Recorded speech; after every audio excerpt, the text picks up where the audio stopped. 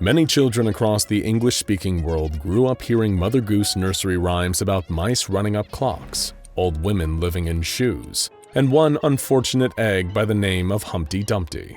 But have you ever heard the rhyme about the crooked man? Most of us who heard that particular poem remember it like this. There was a crooked man, and he walked a crooked mile. He found a crooked sixpence against a crooked stile. He bought a crooked cat which caught a crooked mouse, and they all lived together in a little crooked house. A little bit odd, but hey, most nursery rhymes are. When have you ever seen a little girl sitting on a tuffet eating some curds and whey? What even is a tuffet? Honestly, what are curds and whey? Let's just move on. Residents of the sleepy English hamlet of Tenby in Oxfordshire hear a more menacing version of the rhyme about the crooked man, sung as a song on playgrounds, shared in hushed tones when the grown-ups aren't listening. It goes like this. There lived a crooked man who made a crooked deal. He kept a crooked cane and his catch in crooked creel. He stole a crooked child who cried a crooked squeal, and that crooked little man was broken on the wheel. It sounds just as inscrutable as any other nursery rhyme, but there is a dark tone to it that seems a bit out of place, especially when you compare it to the other somewhat cheery version. This creepy alternative to the crooked man nursery rhyme seems to only be found in the town of Tenby, and unfortunately for the residents of that town, there is a deadly truth behind its words. Many years ago, the SCP Foundation became aware of a mysterious pattern in this unassuming town. Every 12 years, over a period of roughly 70 days, something horrible would happen to townspeople who happened to be alone and indoors after dark. When they were discovered by a neighbor, a family member, a friend, or even the police, they would be unresponsive, suffering from full-body paralysis, or appearing to be effectively brain-dead. This was not the most unusual aspect of the phenomenon, though. The victims were all grotesquely transformed, their long bones covered in dozens of compound fractures, combined with excess cartilage and osseous tissue. Their limbs would become distended, stretched, and deformed into long, gnarled appendages like the limbs of an ancient tree. One of the recovered victims had a forearm measured at over 2.4 meters long. Another had to be placed in a specially outfitted hospital bed, as his spine and legs had stretched to the point where he was 12.5 meters tall. Local police and doctors alike were left scratching their heads. What had happened to these people? Clearly something horrible had been done to them, but there was no actual evidence of a crime. No one had been murdered, and there was no evidence of forced entry at any of the victims' homes. There was, however, one other piece to the crooked puzzle. Just before a victim was found, their place of residence would visibly degrade and warp, the structure itself breaking in places until portions collapsed in or became slanted. Roofs would tilt at an unsafe angle, chimneys would fold over, and door frames would twist until no ordinary person could pass through them safely. This happened every 12 years for decades, and none of the people of Tenby could do anything about it. In fact, they rarely ever so much as spoke of it, terrified of admitting the truth of their town's curse in so many words. Instead, they spoke about the phenomenon in innuendo, meaningful glances and pleas to keep loved ones company at night, and through a simple children's rhyme. One doctor tasked with treating survivors of the horror decided to do something as the 12-year mark began to approach once more. He reached out to a researcher he had known years ago, a man who specialized in the unexplained, things that modern medicine had no answer for. This man had left medicine behind and was now working for the SCP Foundation.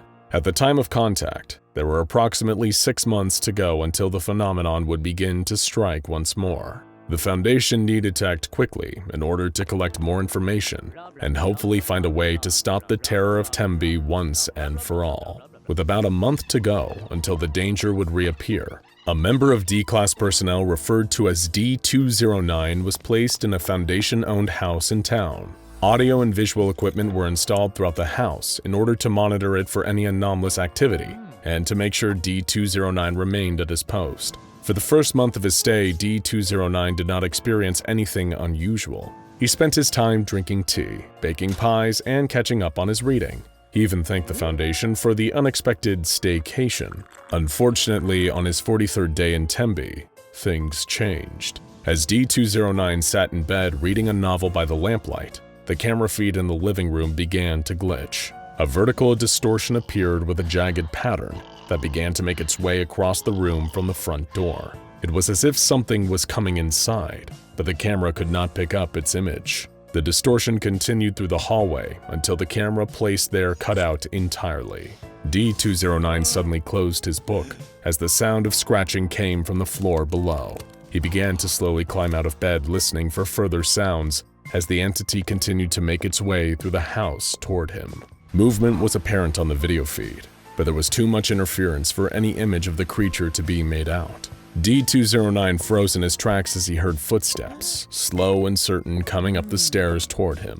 He ran to the window, attempting to pry it open and make an escape, but it would not budge. With increasing desperation, he grabbed his bedside lamp and threw it at the window, attempting to shatter the glass. The lamp broke apart, but the window remained stubbornly intact. As he scrambled for an escape route, something knocked at his bedroom door. D209 called out toward the door. "Who is it? Who's there?"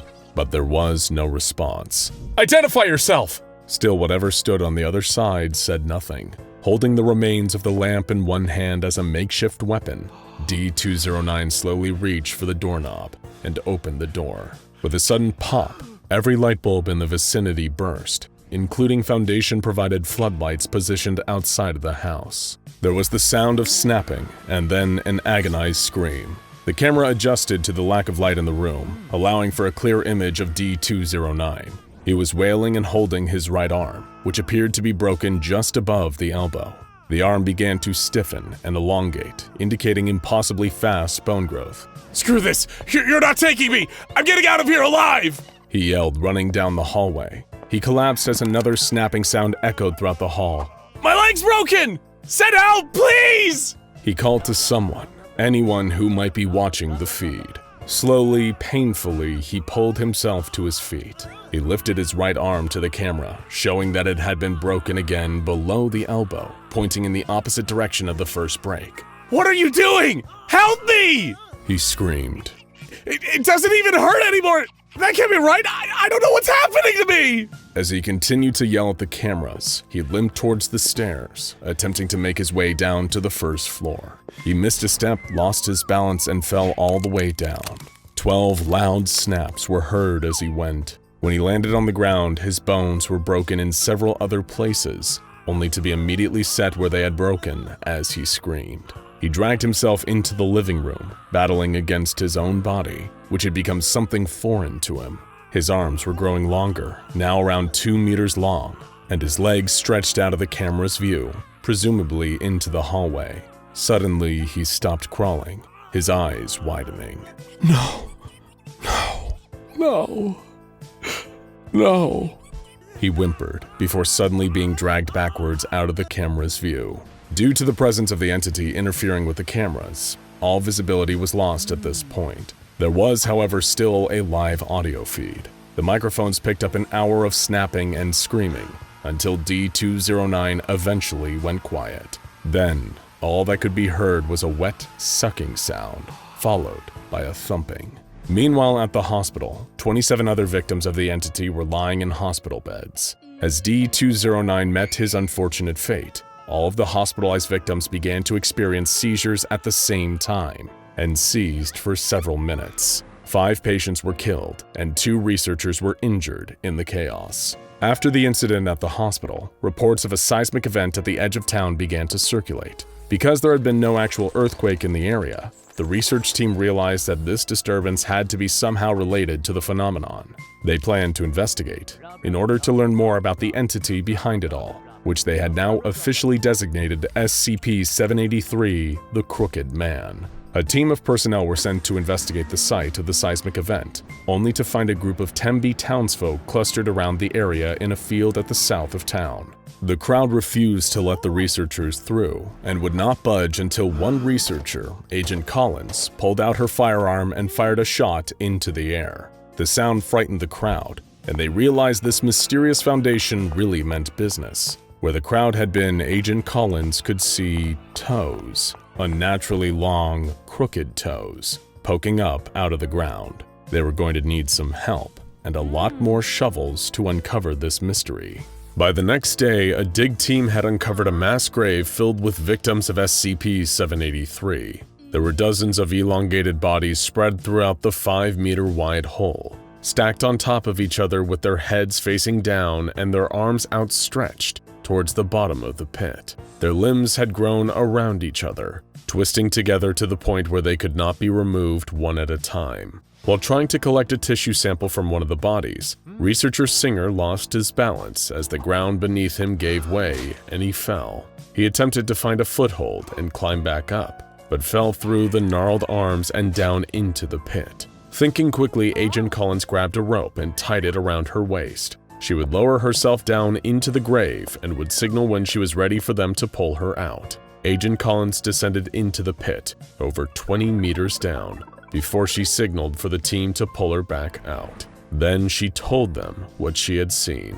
There was something down there, the entrance to another location beneath all of the bodies. Someone asked if there was any sign of researcher Singer. Collins shook her head, face growing pale. She hadn't seen him down there. He was gone. Agent Collins was granted a temporary leave of absence, and a D-Class, D-2172, was selected for further exploration of the anomalous mass grave. He was outfitted with a retractable harness, communication and video equipment, as well as a photoionization detector, a Geiger counter, a basic survival kit, a firearm, and ammunition. D-2172 was then lowered into the pit via a crane. After 12 meters of descent, there was no longer any visible light inside the pit, and D-2172 switched on his headlamp. A few moments later, D-2172 began tugging on the tether, demanding to be lowered more quickly. When asked why, he insisted, "Someone just touched my back." At 18 meters down, D-2172 began to feel a sense of confusion and dizziness, unable to tell which direction he was going.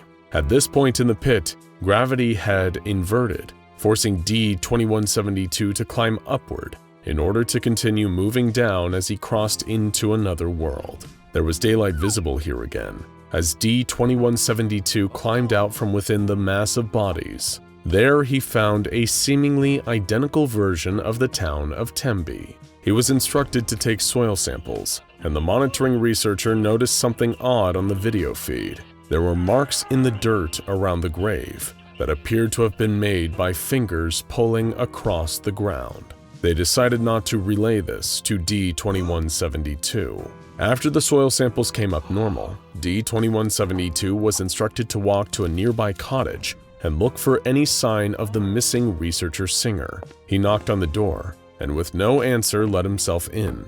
He saw no one inside, and began to walk through. In the bedroom on the wall, there was a charcoal sketch of a humanoid figure holding a staff of some kind. Command ordered him to approach the drawing, but he protested, saying he felt incredibly uncomfortable looking at it. He relented and began to approach, but as he did, the quality of the video feed began to degrade until it was filled with static. D-2172 was then permitted to leave the cottage and further explore this copycat village. While walking further into the village, D-2172 spotted a work boot on the ground. He picked it up and found it was a match for the one researcher Singer had been wearing.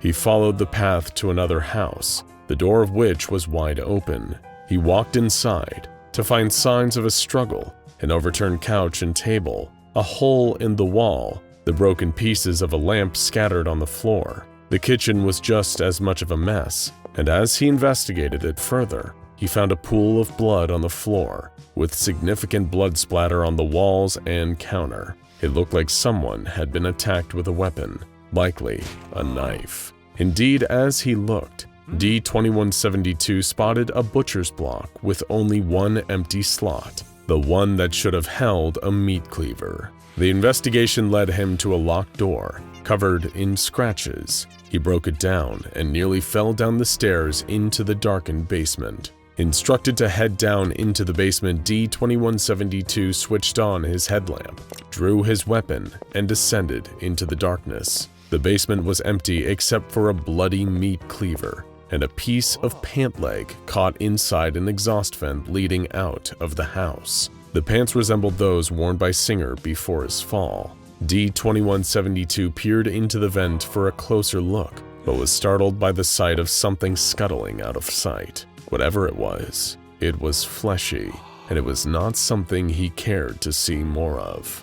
D-2172 continued on his expedition, walking north and away from the town limits of Tembe. Somehow, in spite of this, he wound back up at the south side, where he had emerged from the pit. But something was different. There were no bodies, no open grave, and no tethered harness that he had taken off when he climbed out. He was trapped. The harness had not been retracted, so where had it gone? Command could not determine its exact location, but proposed that D-2172 had entered another anomalous area and was not, in fact, back where he started. He was instructed to follow the road back, retracing his steps until he wound up at the pit again.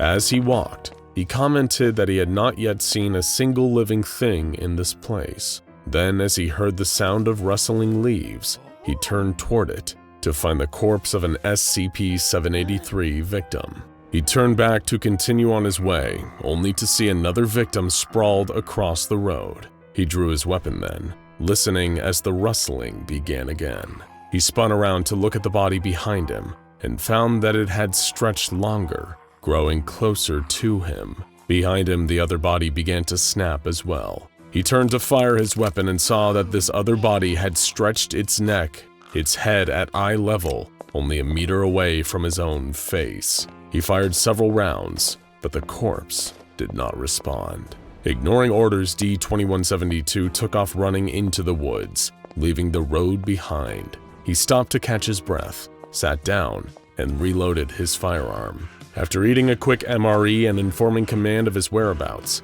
he set back off on his journey through the forest. After 14 minutes of walking, he began to feel movement under the ground. Short, sharp bursts of motion reverberating through the earth. He could also hear a thumping sound coming from beneath him. On the video feed, Command saw what appeared to be a silver birch tree lifting out of sight, then dropping down back into the forest, shaking the ground on impact. D-2172 was instructed to approach the object, as Command quickly realized that this was no tree. As he approached, another similar object landed near him. He fired his weapon at it, and blood began to dribble from the wound, a scream ringing out high above him. Not knowing what else to do, he ran as fast as he could, begging for help from Command, for someone to do something to get him out of there. As D-2172 ran out of the forest, making his way back to town, another one of the long, pale objects knocked him onto his back. He looked up, now able to see what it was without the trees in his way. When he saw it, he couldn't help but scream. It was Researcher Singer, or at least it had once been Researcher Singer. He had become something else, something unthinkable. His body was up in the sky, balancing on enormous, impossibly long fingers. The creature that had once been Singer shrieked, lifting a finger and preparing to bring it down on D-2172. He fired several shots, but none hit, so again he turned and ran. He reached the main road and kept running, tasting bile in the back of his throat and feeling his lungs begin to burn. He couldn't stop. If he stopped, the creature would grab him in those awful fingers, and he didn't want to think about what would happen next. Then he saw it, the pit, the bodies, his way out. He sprinted toward the pit, almost there, when a screech rang out and a massive finger knocked him aside. The video feed was lost, with only the sound of D-2172 screaming and running away. After this, D-2172 was considered lost, and attending researcher Dr. Peterson ordered that the team pull his harness back out. Agent Collins protested, saying they had no evidence of D-2172's death. Peterson relented, and they waited for the signal. Eventually, it came. 2 tugs on the tether, D-2172 asking to be pulled out. But when they pulled the tether, an empty harness emerged. Something was caught on it, holding it in the pit as the team tried to draw it out. It was D-2172's hand, gripping the harness as hard as it could. The harness broke free from his grasp, and his hand flailed, searching for his chance at escape. Another D-Class rushed to help, grabbing a hold of 2172's hand. Another D-Class joined in, along with Dr. Lafayette and Private Aoude, and the group worked together to pull the fallen man from the pit. Only as they pulled, they realized that only his arm had come out, and it was continuing to come. More and more and more of his arm, stretching out to 3 meters in length, bending and snapping at gruesome angles. They were too late after all. He was already gone. Despondent, the group released him, and he sank back down into the pit with the rest. There is currently no way for the Foundation to remove the crooked man from Tembe for containment. Instead, they must maintain a strong presence in the town, monitoring the community via a temporary Site 5. This area includes 2 houses and a building near the local hospital. Their Foundation officers will track any signs of SCP-783 activity, as well as continue to research the entity's nature and any potential weaknesses it may have. In the event that SCP-783 becomes active, all of its victims must be removed from the site of the attack. Their bodies must be incinerated, and they will be added to the case file. For now, there is not much anyone can do but wait and see, because the cycle isn't broken yet. It's only a matter of time. The crooked man is coming back to do his crooked deeds. Be thankful the Foundation knows what everybody needs. If you want to stay yourself, protect your muscle, flesh, and bone, then you'd better heed this warning. Don't stay home at night alone. Working at the SCP Foundation can really get your appetite going. After spending a rough shift monitoring the acid levels in SCP-682's tank, or performing the rituals necessary to keep the Devourer of Worlds on the other side of SCP-2317, sometimes you just need a quick snack to hold you over before you return to the old grind. Problem is, at the SCP Foundation, even the break room can be perilous. Dr. Dan is notorious for pilfering pudding cups from the communal fridge, and ever since the administrator himself stole your tuna sandwich, you just don't feel safe spending your lunch break on site anymore. But this presents its own series of issues. You only have an hour for lunch, and obviously you can't order in due to security issues. Also, if you're eating off-site, you have even less time to finish your lunch because the site you're currently stationed at is relatively remote. We're talking at least a half-hour round trip to actually get to somewhere, so you're gonna need your food fast. And when it comes to fast food, few eateries are as prolific as the Golden Arches, McDonald's. And just to clarify, this video is not sponsored. We're gonna tell you about a horrifying anomalous secret that this company really doesn't want you to know about. Let's not think about that just yet though. Your stomach is rumbling, and you need that quarter pounder so bad that even being trapped in the red reality with Dr. Scranton couldn't stop you from getting it. When you finally arrive, you buy your typical order. A quarter pounder with french fries, a coffee, and a McFlurry. You see Dr. Clef a few tables down enjoying a box of chicken nuggets and ketchup, but decide not to engage. As you sit and enjoy your meager little lunch, knowing you'll probably be coordinating the cleaning efforts of SCP-173's containment chamber by the end of the day, your eyes drift over to something even more unsettling. Happy, the current mascot for McDonald's Happy Meals. You can't help but shudder. You've seen some pretty horrific things on the job. Nightmarish things. You fear no monster, but that thing, it scares you. Those big, soulless eyes, the wide, gaping maw full of 2 white teeth. Its diabolical sneakers. No child should ever have to look at that. You can't help but wonder, whatever happened to Ronald McDonald, the hamburger-happy clown that shilled fast food to you throughout your childhood? What is he up to now? Well, we have an answer for you, but I'll warn you, you may not be quite as eager to suck down a Big Mac and a Diet Coke after hearing this. Ronald McDonald, first introduced as the company's mascot in 1963, had a pretty good run, before finally being largely phased out by the company in the mid-2010s for a greater focus on the nasty little box homunculus. You can thank John Wayne Gacy, Pennywise, and those goofballs dressed up as clowns back in 2016 for that. But like anyone who loses favor stateside, Ronald had a prosperous career ahead of him outside the country. Well, not the Ronald we know, at least. You see, in an undisclosed cattle farm in 2004, most likely in North America, a monster was born. a horrific abomination birthed from a cow, like many have theorized about SCP-058, the Heart of Darkness. But this nasty little creature wasn't a giant heart with a stinger and scorpion legs. In many ways, it appeared superficially humanoid, save for its stark white skin, its thick red lips, and its full head of bright, frizzy red hair. But that was only the start of the unnerving strangeness exhibited by this miracle child. It was born with white gloves and long, clownish shoes seemingly grafted to its feet. Fresh from birth, the creature was huge, with a disproportionately large head and wide, disgusting pores that seemed to perpetually leak fry oil. The creature was unresponsive to any kind of external stimuli, perhaps suggesting it was brain dead, and it remained completely dormant most of the time. While most people would have screamed, run away, or called the police, the farmers at this particular cattle farm decided to let it ride and see how this whole nightmarish affair played out. That sense of curiosity and patience would soon pay off for them financially. It didn't take long for the creature to grow. The bigger it got, the more it looked like a giant mutant version of McDonald's iconic mascot, Ronald McDonald. And this wasn't just a coincidence either. It turned out that this monster was somehow intrinsically linked to the McDonald's brand, because once a day, the creature would horrifically unhinge its jaw and begin to barf out a huge quantity of McDonald's food. And we're not talking about raw materials that are converted into McDonald's food. The creature, later dubbed SCP-5962, vomited out fully packaged McDonald's products. The owners of this clownish monster had just hit the lottery, so to speak.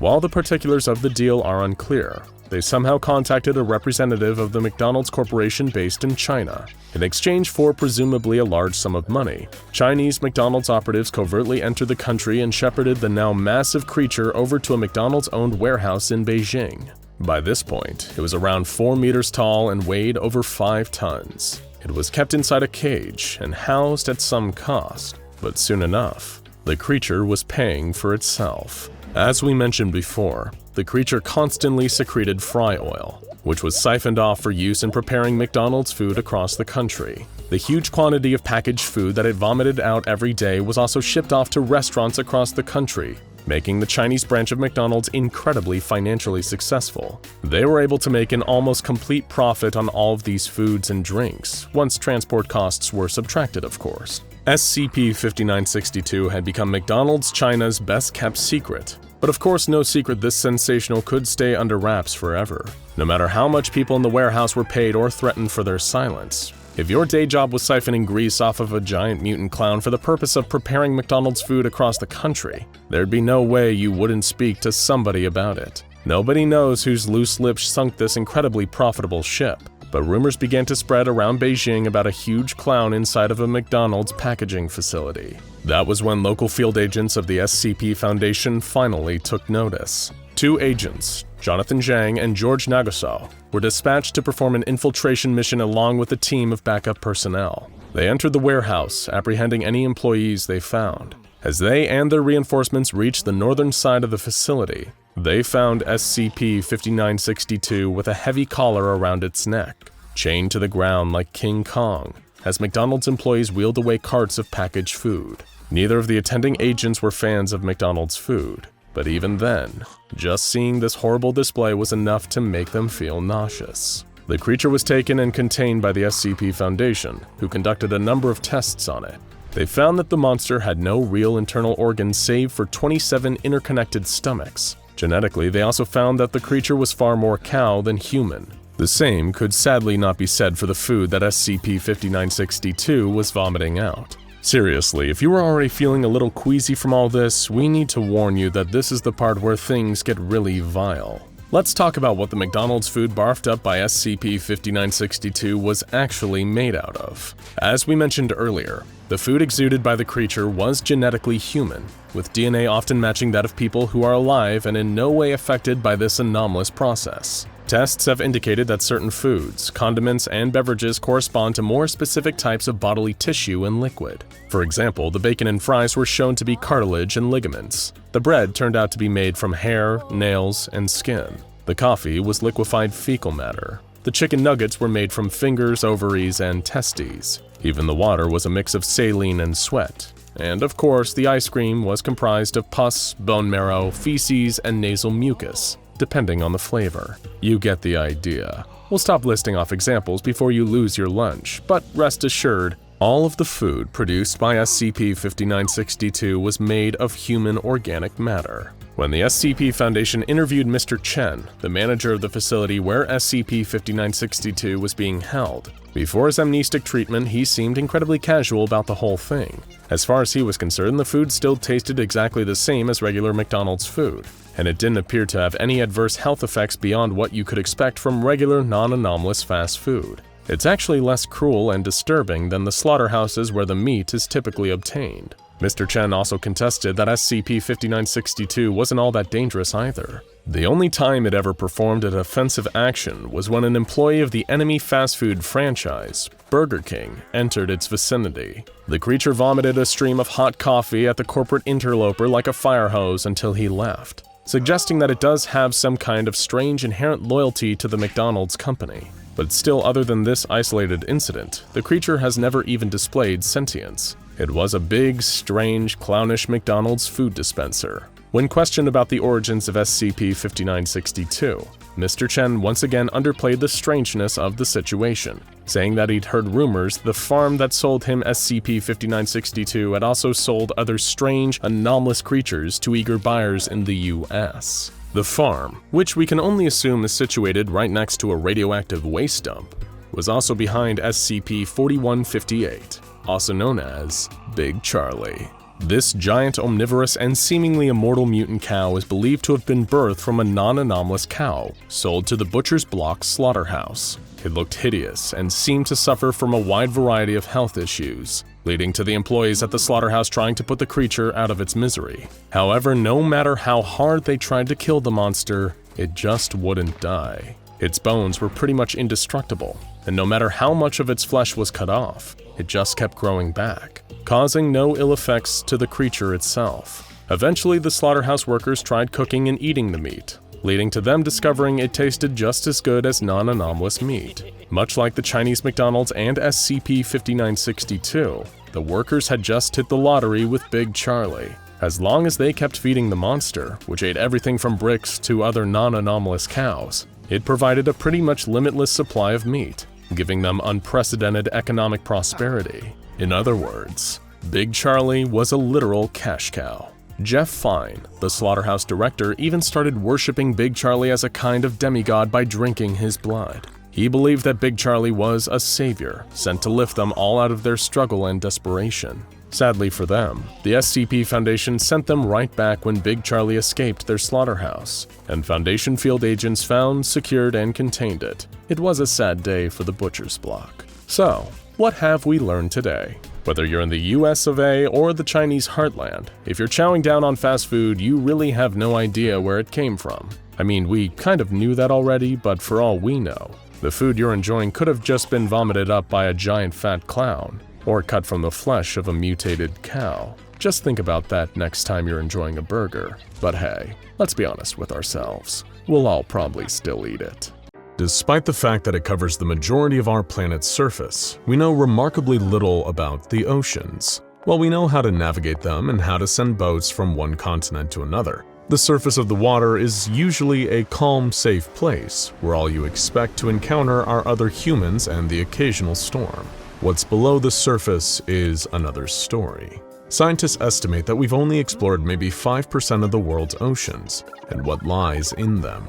On top of that, they estimate that we've only encountered and cataloged 10% of marine life. That means that 95% of the ocean is unexplored and untouched by humans, and that 90% of the ocean species have never even been seen by humans. It makes you think, just what kind of stuff is down there? It could be anything. Even mundane ocean life can be deeply strange and bizarre. There are sharks that live for over 300 years, blind fish that only hunt by smell, jellyfish that are reborn whenever they die. If normal ocean life is this terrifying and explanation-defying, what kinds of anomalies could the oceans we swim and fish in be playing host to? One such anomaly is SCP-835. But before we get started, SCP-835 is an old file. It's one of the earliest in the Foundation's database, in fact. Like many of the Foundation's earliest documents, it's been heavily redacted and expunged, to the point where large blocks of the text are missing, not to mention the fact that it's been locked behind a content filter. But SCP-835 is unique not because it's been expunged and redacted, but because it's had them lifted. Versions of the file and its addendum that are cleared of the redactions have been declassified and released by order of 05-11 to all viewers. For some reason, whatever was so secret about this file no longer applies. But before we take a look at the declassified documentation, let's look at the old version to get an idea of what exactly we're dealing with here. The attached image for SCP-835 is, to put it simply, gross. It's what appears to be some kind of bone or muscular growth underwater, a bit like coral, but much more organic and flesh-like in shape. The growth is mostly white and brown, but large sections are grown over with what looks like some kind of black mold spores. It's large too, almost the size of a person's chest, and seems to continue out of frame. The caption is simply, "Still image from recording 81. It's not even clear if this growth, whatever it is SCP-835 or not. Continuing on to the file, the object class is Keter, and the special containment procedures are lengthier than most articles and very detailed. They explain that SCP-835 must constantly be monitored and checked to see if it's growing or expanding. In the event that it becomes hostile to Foundation personnel, something known only as Suppression Tactic A-A6 is to be activated until it ceases any hostile action. The anomaly has to be contained in the open ocean rather than moved to a water tank or such, because of the highly aggressive response of SCP-835 to confinement for any length of time. So whatever it is, it's alive, it's expanding and growing, and seems capable of knowing when it's being placed into containment and responding angrily. It's not only sentient, it's intelligent and aware. They go on to say that SCP-835's waste has to be immediately collected and contained, and that it is to be fed 2 times every day, though what exactly is going to be fed to it is redacted in this version of the file. It can also be moved to a new location up to 2 times a year, but only if the current location can't support it anymore, and if the move has been approved by the site directors. On top of that, personnel have to stay away from SCP-835, at least 15 feet. They also need to have safety harnesses attached to winches on the boat. If anyone so much as touches SCP-835, all of the winches will activate and rapidly yank all the divers back to the boat. From there, Suppression Tactic A-A6 is again instituted. But there is another line. If a staff member touches SCP-835 and is captured by it, then the anomaly is to be monitored around the clock until the subject has been released. Very ominous containment procedures. This predator, if it is a predator, has a penchant for consuming people and needs to be avoided at all costs. But if someone is caught, it releases them after a while. The description of the document clears some things up. SCP-835 is a mass of polyps, or tissue growths, that resemble coral. It's huge and heavy, though its full weight is again redacted, and the individual polyps are also huge, over a meter long, much longer than any known coral species. The central mass is oval and has a huge 3-meter-long polyp on each side of it, but can't move or budge because of its huge weight. Instead, it uses huge tentacles extending from the polyps to dig into the ground and anchor it in place against the ocean currents. These are the same tentacles that are used for feeding and are covered in a sticky glue-like adhesive. They're not just long and strong either. Tests have recorded them damaging stainless steel plating.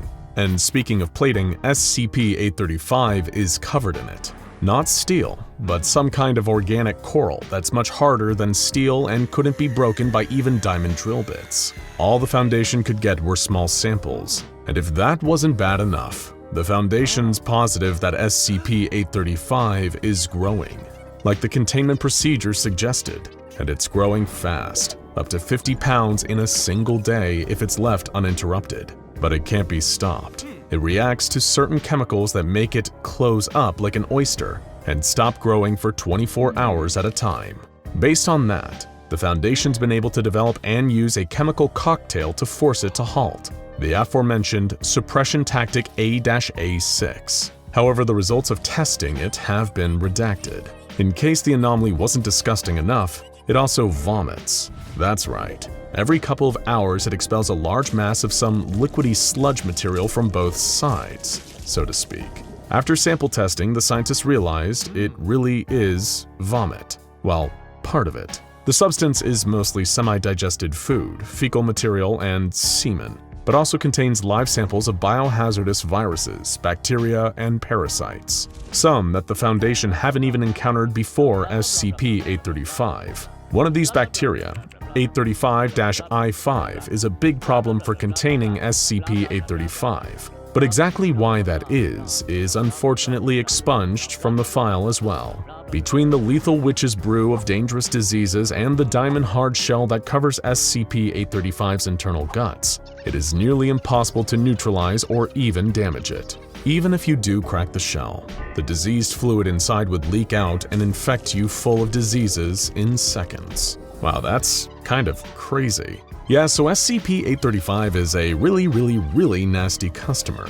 I mean, just by looks alone, it's easy to tell 835 is probably nothing to mess with. But a simple visual of the thing in your line of sight does no justice in showing how actually dangerous and disgusting it really is. If you try to break it, you get your immune system overrun by a cocktail of diseases, if it doesn't manage to eat you first. The document has one addendum. An after-action report by a member of Mobile Task Force Zeta-9, the notorious Mole Rats. The Mole Rats are one of the Foundation's most elite teams of Special Operation Troops. Like all MTFs, they have a very specific specialization, one thing they do better than anyone else in the world. For Zeta-9, it's cramped spaces. The task force is highly trained in exploring dangerous constricted areas, especially those that lie underground. From subterranean caves to endless staircases and basement labyrinths, the Mole Rats are the best of the best at getting in and getting out. The Mobile Task Force Zeta-9 had been performing an investigation on SCP-835, albeit when it was considerably smaller, only a meager 4 tons, and it hadn't formed a second big polyp yet. Just like usual, 4 members of the Mole Rats were chosen to begin the investigation, equipped with underwater isolation suits to ward off any biological threats. Lieutenant C, Sergeants L and M, and Corporal H, a rookie team member who was training with them and was ordered to only observe. They took a small underwater drone with them, one that would come in very handy. At first, SCP-835 didn't act hostile or aggressive towards the members of the team. In fact, it even allowed members to swim up to it and touch it without reacting. They couldn't even tell if it was alive or not, so they sent the drone to approach the huge polyp on the north side, while they went around to the small entrance on the other side of the rock. Corporal H was told to remain there and make sure that the power cable to the drone didn't break off or snap. Everything seemed calm. Suddenly, the drone's claw arm jerked back, having gotten stuck in something, and began thrashing around. Not wanting to wake the creature, Corporal H moved forward and tried to free the claw, but then he became trapped too. The other members of the team heard him on the radio, screaming for them to come and help him, and that he'd been grabbed by some horrible tentacle thing that was dragging him towards the polyp that had opened up into a mouth. The incident left Lieutenant C a bit ruffled afterward. Jesus Christ, I can't do this, he was just a kid! It was his first mission, I should have kept my eye on him! After a moment, she composes herself and begins to explain what happened. The anomaly grabbed Corporal H, having fooled the rest of us. What we thought was the entrance to just some cave, while the polyp on the north side was the real entrance into SCP-835. The tentacles came out of its smaller polyps, grabbed Corporal H, and began dragging him in, while he thrashed around and screamed. The boat tried to pull in the winch, but from all the activity, the line snapped in two. Corporal H was pulled inside SCP-835 and eaten. The lieutenant explains that she swam over and hooked herself to his outstretched hand when the boat began winching her up. She said just as she assured him that they're going to be fine and that she's not letting go, her line snapped, and they were both suddenly pulled inside. She breaks for a moment, before describing the inside as like a wet, pulsing tube, like how intestines look on colonoscopies. They were both steadily being pulled in by the muscle contractions, what doctors call peristalsis, the way your body moves food down your throat and through your intestines. The only reason they weren't dissolved or crushed was because of the isolation suits they were wearing, but they still couldn't move. Corporal H had vomited in his suit, but they were both alive. The lieutenant, thinking fast, figured out that if they were moving through its body, they would come out on the other end in 72 hours. They had air and water in the suits, but little battery, and if the heat went out, they would freeze to death. She quickly killed all of the lights and power in both of their suits to the minimum, except the helmet lights so they could make sure that the other was still alive. The pair stayed like that for a whole day, with absolutely nothing but the creature's digestion and their own breathing. After a while, the corporal's face was visible. He looked tired and scared. She said that 13 hours in, the kid started talking and babbling. She calmed him down and they both slept for a bit, but were rudely awoken by falling into the stomach of the creature. They both fell out into a small chamber filled with liquid, and barely a moment later, their suits began to melt in the stomach acid. She yelled and they both ran for a hole in the wall, SCP-835's sphincter. At this point, it was very clear that they made it into the intestine, and it was worse than the stomach. I'm sure you can imagine how horrifying it must have been to be in the mix of this creature's fecal waste. Disgusted and vomiting, the corporal and lieutenant picked each other up, knowing that they were making strides of this terrible ordeal. But they reached a dead stop. The creature's rectal hole was tightly shut, blocking their escape. They decided to wait, knowing that it would have to excrete eventually, and after an undeterminate amount of time, any time spent in something's intestines waiting to be pooped out is too much time, the lieutenant was shot out into the sea, but without the corporal. She is obviously angry, telling the agents to do something expunged before declaring she needs a drink and to sleep. What a horrifying story. But there are gaps. Let's take a look at the uncensored documentation for SCP-835. First, let's go back to the containment procedures. What SCP-835 is to be fed is explained, any kind of local fish, but higher-level mammals if it goes into a rage state, including humans. In fact, it seems to calm down when digesting higher mammals. Maybe it's developed a taste for human flesh. In any case, the feeding should never happen without heavy supervision. Next, the results of performing tests on the samples of SCP-835 the Foundation was able to get. SCP-835 is no normal coral. It seems to be made from what can only be described as basic human biological components. The hard outer shell is super dense calcium, like your bones, but hundreds of times harder. The polyps are covered with the same kind of enamel that you'd find on your teeth, and the fleshy muscle that the tentacles are made of is mostly mutated tongue cells. The creature seems to have most of the biological systems we have, but they've all degraded or mutated into almost unrecognizability, except the digestive and reproductive systems, which are highly advanced. 835-I5, the bacteria unique to the anomaly, is explained. It's how SCP-835 reproduces. When vertebrates are infected with it, they will undergo a variety of symptoms, gaining huge amounts of weight despite always being hungry for things that normally can't be eaten, like wood and raw meat. Their skin will harden and form polyps across its surface. Their biological systems will slowly stop working, and they'll become aggressive. And then they will drastically reduce in intelligence and motion, except for the desire to enter the sea. Sound familiar? That's right. Being infected by it turns the victim into another SCP-835 instance, with no way to cure it. And just like it seems, SCP-835 is still somewhat aware and intelligent. At one point, this thing was a normal human. Just in case that's not horrible enough, the after-action report has also been thoroughly declassified. Let's take another look to see the real full story of what happened to Lieutenant C and Corporal H inside SCP-835. The first reveals when Corporal H was being pulled into the polyp. He was screaming and crying, begging for help. "Oh God, it's eating me! I don't want to die!" Command tells Lieutenant C to abort the mission, but she refuses to leave one of her men behind, holding his hand while hooking them together. Then the line snapped, and they were pulled in. Just as they were escaping the stomach and right as she hit the sphincter, she realized the walls of the stomach were lined with human faces, screaming and wailing and begging to be killed. She pulled her weapon out and began firing into them, and she would have melted if Corporal H hadn't pushed her through.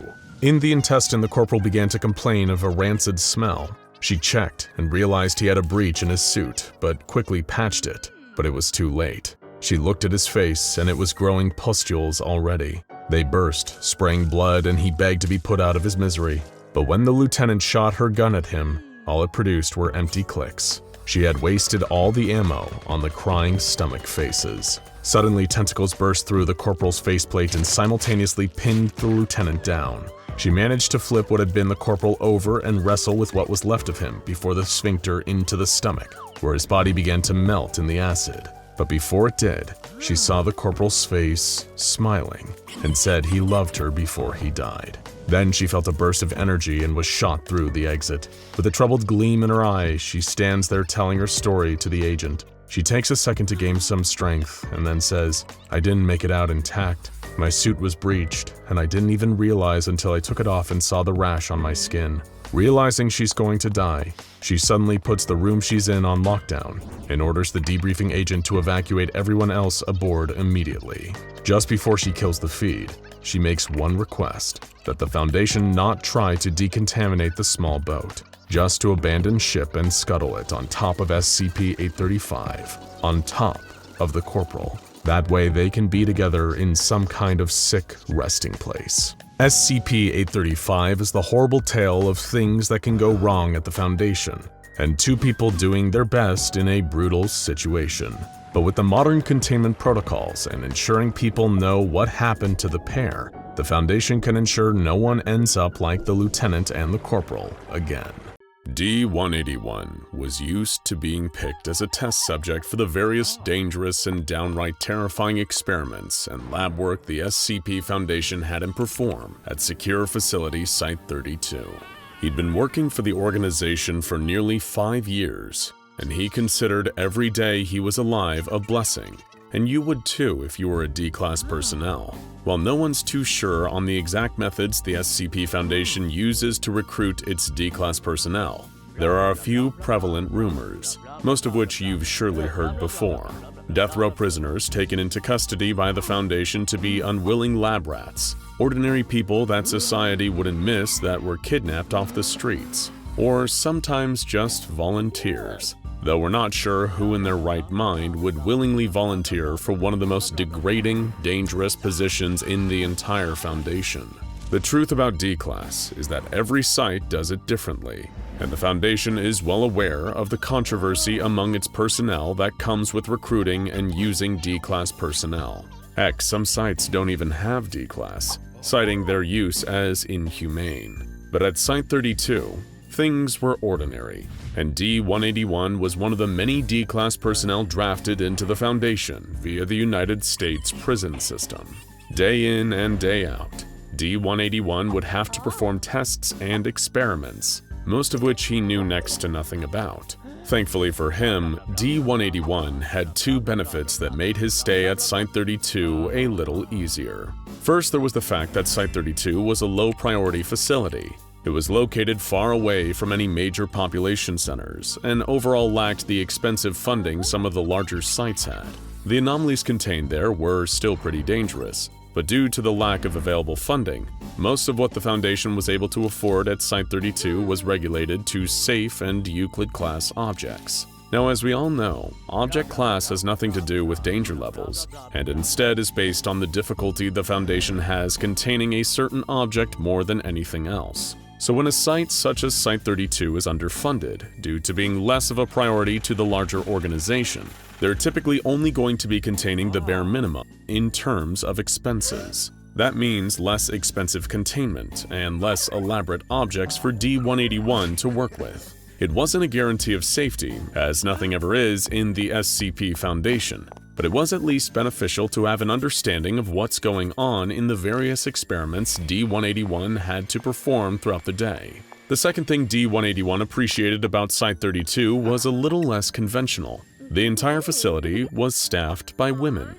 with the exception of male personnel being used for testing purposes. The reason for this is due to a very specific detail about today's anomaly, which we'll get back to, but it was something that D-181 never took for granted. Of course, D-181 was an absolute buffoon when it came to dating, and relations between testing subjects and researchers were discouraged, and in some cases forbidden. However, he never gave up hopes that he might be able to now find a girlfriend, while living in a building that was less than 1% male in population. It is important that we state that D-181 was always respectful to women and never stepped out of line. which as far as D classes go makes him top-tier boyfriend material. Maybe there's hope for him someday, so long as he survives the deadly daily grind of being on the lowest rung of the Foundation. Well, these two things kept D-181 as happy as someone could be while essentially being enslaved to the Foundation. There was a lot to be unhappy about in his position. First, there was the general danger that came with testing with anomalies every day, where anything and everything could go wrong, and your safety was never guaranteed. Then there were the dreams. Most of the time, D-181's waking state felt like a dream, so that meant the images his brain showed him at night were extra weird. The horrors and oddities that D-181 witnessed during the day always came back to haunt him at night, whether it was a stack of talking bowling balls attacking him in the grocery store, or a teacup that made his skin invert itself every time he drank it. The SCP objects D-181 worked with always cropped up in his dreams at night, and they always seemed to be worse.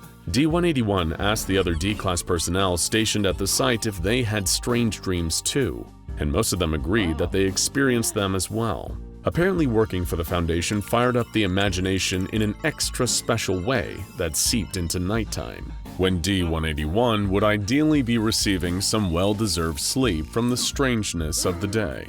But one dream was bothering D-181 significantly more than usual. It was a recurring one, happening again and again every few nights. The same series of events, playing out over and over again.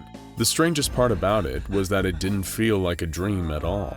D-181 would be laying in his bunk inside Site-32's D-Class barracks, desperately trying to fall asleep. Eventually, he would, but he wouldn't realize it. D-181 would feel like he was asleep, but he could still see the barracks around him, except he couldn't move at all. D-181 was experiencing a form of sleep paralysis, a phenomenon during falling asleep or waking up, where a person is unable to move or speak. Hallucinations during sleep paralysis are common, but the whole experience typically only lasts a few minutes. For D-181, it lasted a lot longer, and he was aware the entire time. So D-181 would be laying down in his bunk, trying to fall asleep, when he would suddenly become unable to move. Then, from across the room, he'd see the door to the barracks open. D-181 knew that the barracks were only accessible to the upper-ranking personnel, and they never came around. First, D-181 saw a large cylinder move itself slightly into the room. Then the figure it was attached to waddled its way through the door. A giant fabric doll, so big that it could barely fit itself into the door. If D-181 could scream, he would. He recognized the figure as an instance of SCP-2386, one of the anomalies he was working on. The doll walked slow and heavy, trying to not collapse over its own weight. It was made of pink fabric, with its face stitched together with thread forming a sly smile and 2 buttons for eyes. It was terrifying. What was even worse were the 2 pairs of wings on the doll's back, like the kinds you'd see on a butterfly or a moth. The brilliant patterns looked like they were made of cloth, sewn to a pair of ordinary insect wings, and completing the doll's patchwork appearance. The insect-doll combination stumbled towards D-181, moving across the barracks slowly and nearly falling over several times. The creeping terror of the doll's slow advance only made D-181 try to move more, but he couldn't. He was completely paralyzed and subject to whatever the doll was about to do to him. Eventually, the doll made it close to D-181's bunk, standing over the bed and staring at D-181 with its lifeless, button-eyed face. It just stood there, staring. D-181 was sweating, with tears in his eyes. He tried to scream again, but nothing came out. And then, to make matters worse, the barracks door opened again, and what made its way through shook D-181 to his very core. It was another doll, even bigger than the other one, and behind it was another doll, and then another. 4 dolls in total made their way into the room and stumbled over to D-181's bed. They continued to stare, crowding around the sleeping D-Class like he was a television set, and their favorite show was about to begin. Just when D-181 thought it couldn't get any worse, the dolls extended their stubby, felted hands over his face all 4 of them moving in unison. And then they stopped, and D-181 heard their voices. Well, not their voices exactly, but voices nonetheless. High-pitched, barely human, childish voices started whispering to him. They weren't coming from the dolls, but they could talk. D-181 was positive this is what they'd sound like. You're doing such a great job! You're the Foundation's greatest asset! We love you, D-181! We love you! All of these seemingly innocuous phrases were things said to D-181 while he was surrounded by the giant dolls. On paper, they sound encouraging, but the context of the situation and the way they were said made them anything but. And this would continue for what seemed like hours, with the dolls crowding D-181 and speaking to him in his paralyzed state, shouting the most deceptively kind things possible over and over again, all while D-181 was aware the entire time. But before he would wake from this awful dream, one of the instances would lift their stubby hand forward, directly hovering over D-181's arm, and the doll's appendage would caress him, squeezing and playing with his arm like it were a toy. By morning when D-181 awoke from his dream, he felt like he was never asleep in the first place, and that he could remember every agonizing second of the past night's experience. This would continue almost every other night. As soon as D-181 would fall asleep, the doll dream would occur again. As soon as he woke up, he'd feel like he got next to no sleep the night before. It was draining him and inhibiting D-181 from performing his duties accordingly. One day during testing, D-181 fell asleep in the middle of an experiment and dropped an important component to the object he was working with, which nearly set the entire facility on fire. After that, D-181 knew that something had to change. D-181 recognized the dolls. They were instances of SCP-2386, which he had worked with previously. In fact, it was the experiments with SCP-2386 that injured D-181 on his right arm, causing an infectious spot to crop up. What caused this? And what exactly is SCP-2386? We'll get to all of that soon enough, but we need to focus on the dreams. It was 3 weeks into the dreams, 3 weeks since D-181 was injured during testing, and 3 weeks since D-181 had a good night's sleep. He met with Dr. Shaw, the head researcher in charge of SCP-2386 experimentation, and someone who worked with D-181 many times. Dr. Shaw and D-181 sat down and prepared an interview. She began, "Good morning, D-181. You say you've been having recurring dreams." D-181 shuffled in his seat a bit. "Yeah, hi, Doc. Ever since I got this thing, it wasn't that bad at first." D-181, of course, was talking about the red spot on his arm. Shaw asked him to explain the dreams, and D-181 did. He explained how he would be in his bunk, feeling almost awake but not quite, when giant versions of SCP-2386 would make their way into the room. They'd gather around his bed and stare at him, shouting things and caressing his infected spot. Dr. Shaw listened intently. D-181 was clearly shaken up from relaying the experience to another person. He continued, barely able to hold himself together. You see, something had changed the night before D-181 spoke to Dr. Shaw. For the first time, the dream was altered. Actually, last night they did something different. Another one came in. It had something with it. Looked like a baby one. It was all wrapped up in this white cloth. They said something about wanting to show me what I was working towards. They pulled back the cloth over its head and it was a bug's head. Woke me right the heck up. A baby with a bug's head was definitely strange imagery, but Dr. Shaw was unsure what it all could mean. She knew SCP-2386 were insect-like, and with the way D-181's infection was looking, her brain began concocting a strange but potentially true theory, one that wasn't looking good for D-181. But before we get into that, let's talk about what SCP-2386 really is. They're known among Foundation personnel at Site-32 as Pink Ladies, and they are a diminutive species that outwardly resembles patchwork dolls made of traditional fabric. Think that creepy Raggedy Ann doll your grandmother has, but 10 times more degraded, a whole lot more pink, and straight-up insectoid in nature.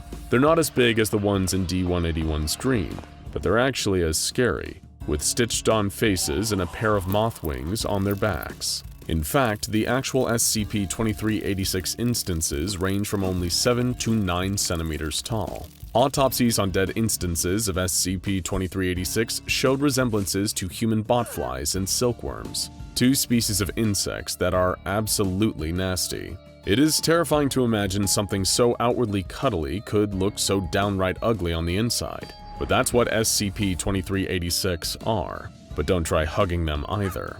Their cotton fiber exoskeleton is as durable as it is gross, and they're not the kind of cuddly doll you'd want to take to bed at night. In the wild, SCP-2386 are found in hives, resembling similarly patterned seat cushions. Big mounds of cloth host to tons of these tiny terrors, with the biggest hive the Foundation ever came across being the size of a large sofa. These hives are commonly found near suburban environments, and sometimes even inside occupied housing.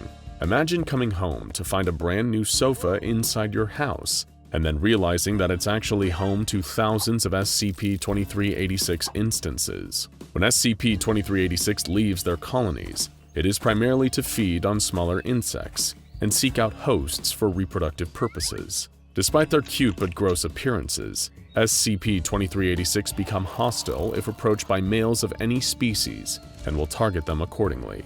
That's why Site-32 only employs male personnel for testing purposes. As soon as they're within range of a male subject, SCP-2386 will outstretch one of its appendages and extend a pair of scissor-like claws from it before swarming the male.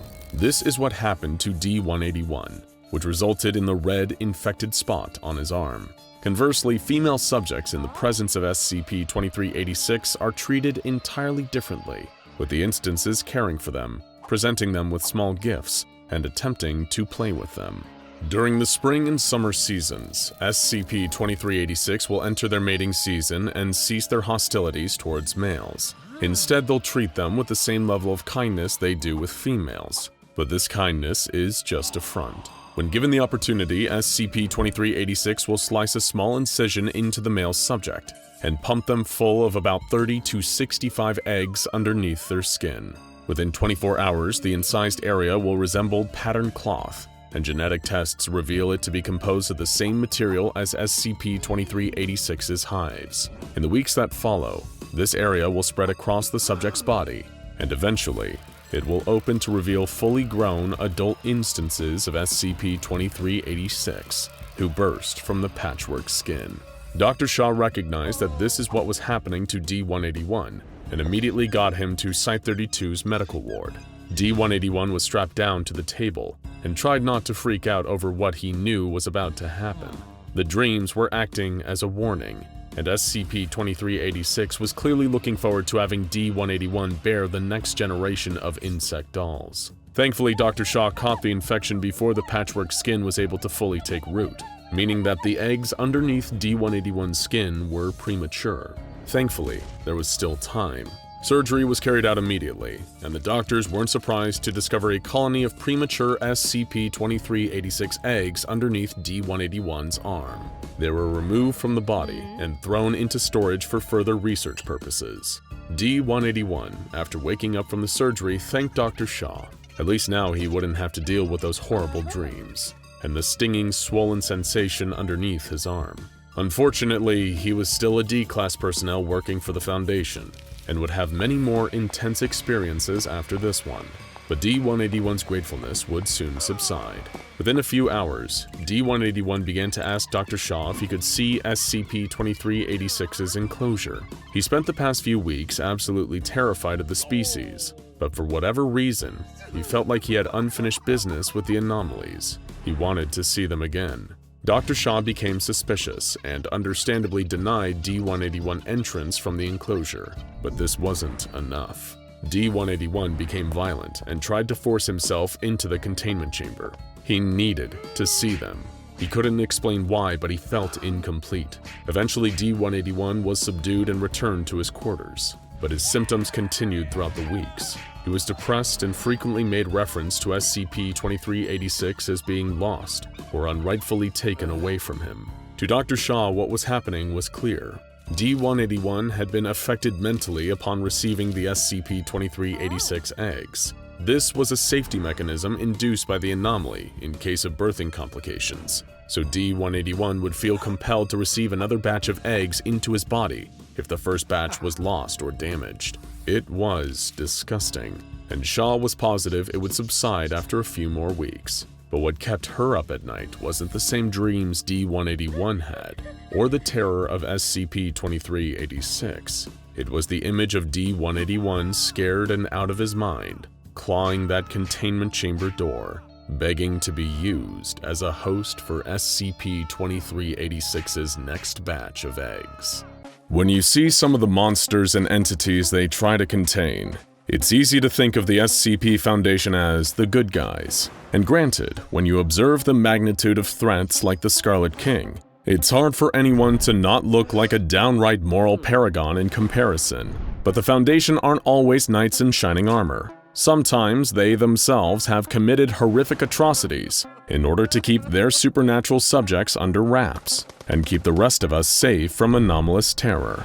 Nowhere is that more clear than a deadly incident that occurred in 2010.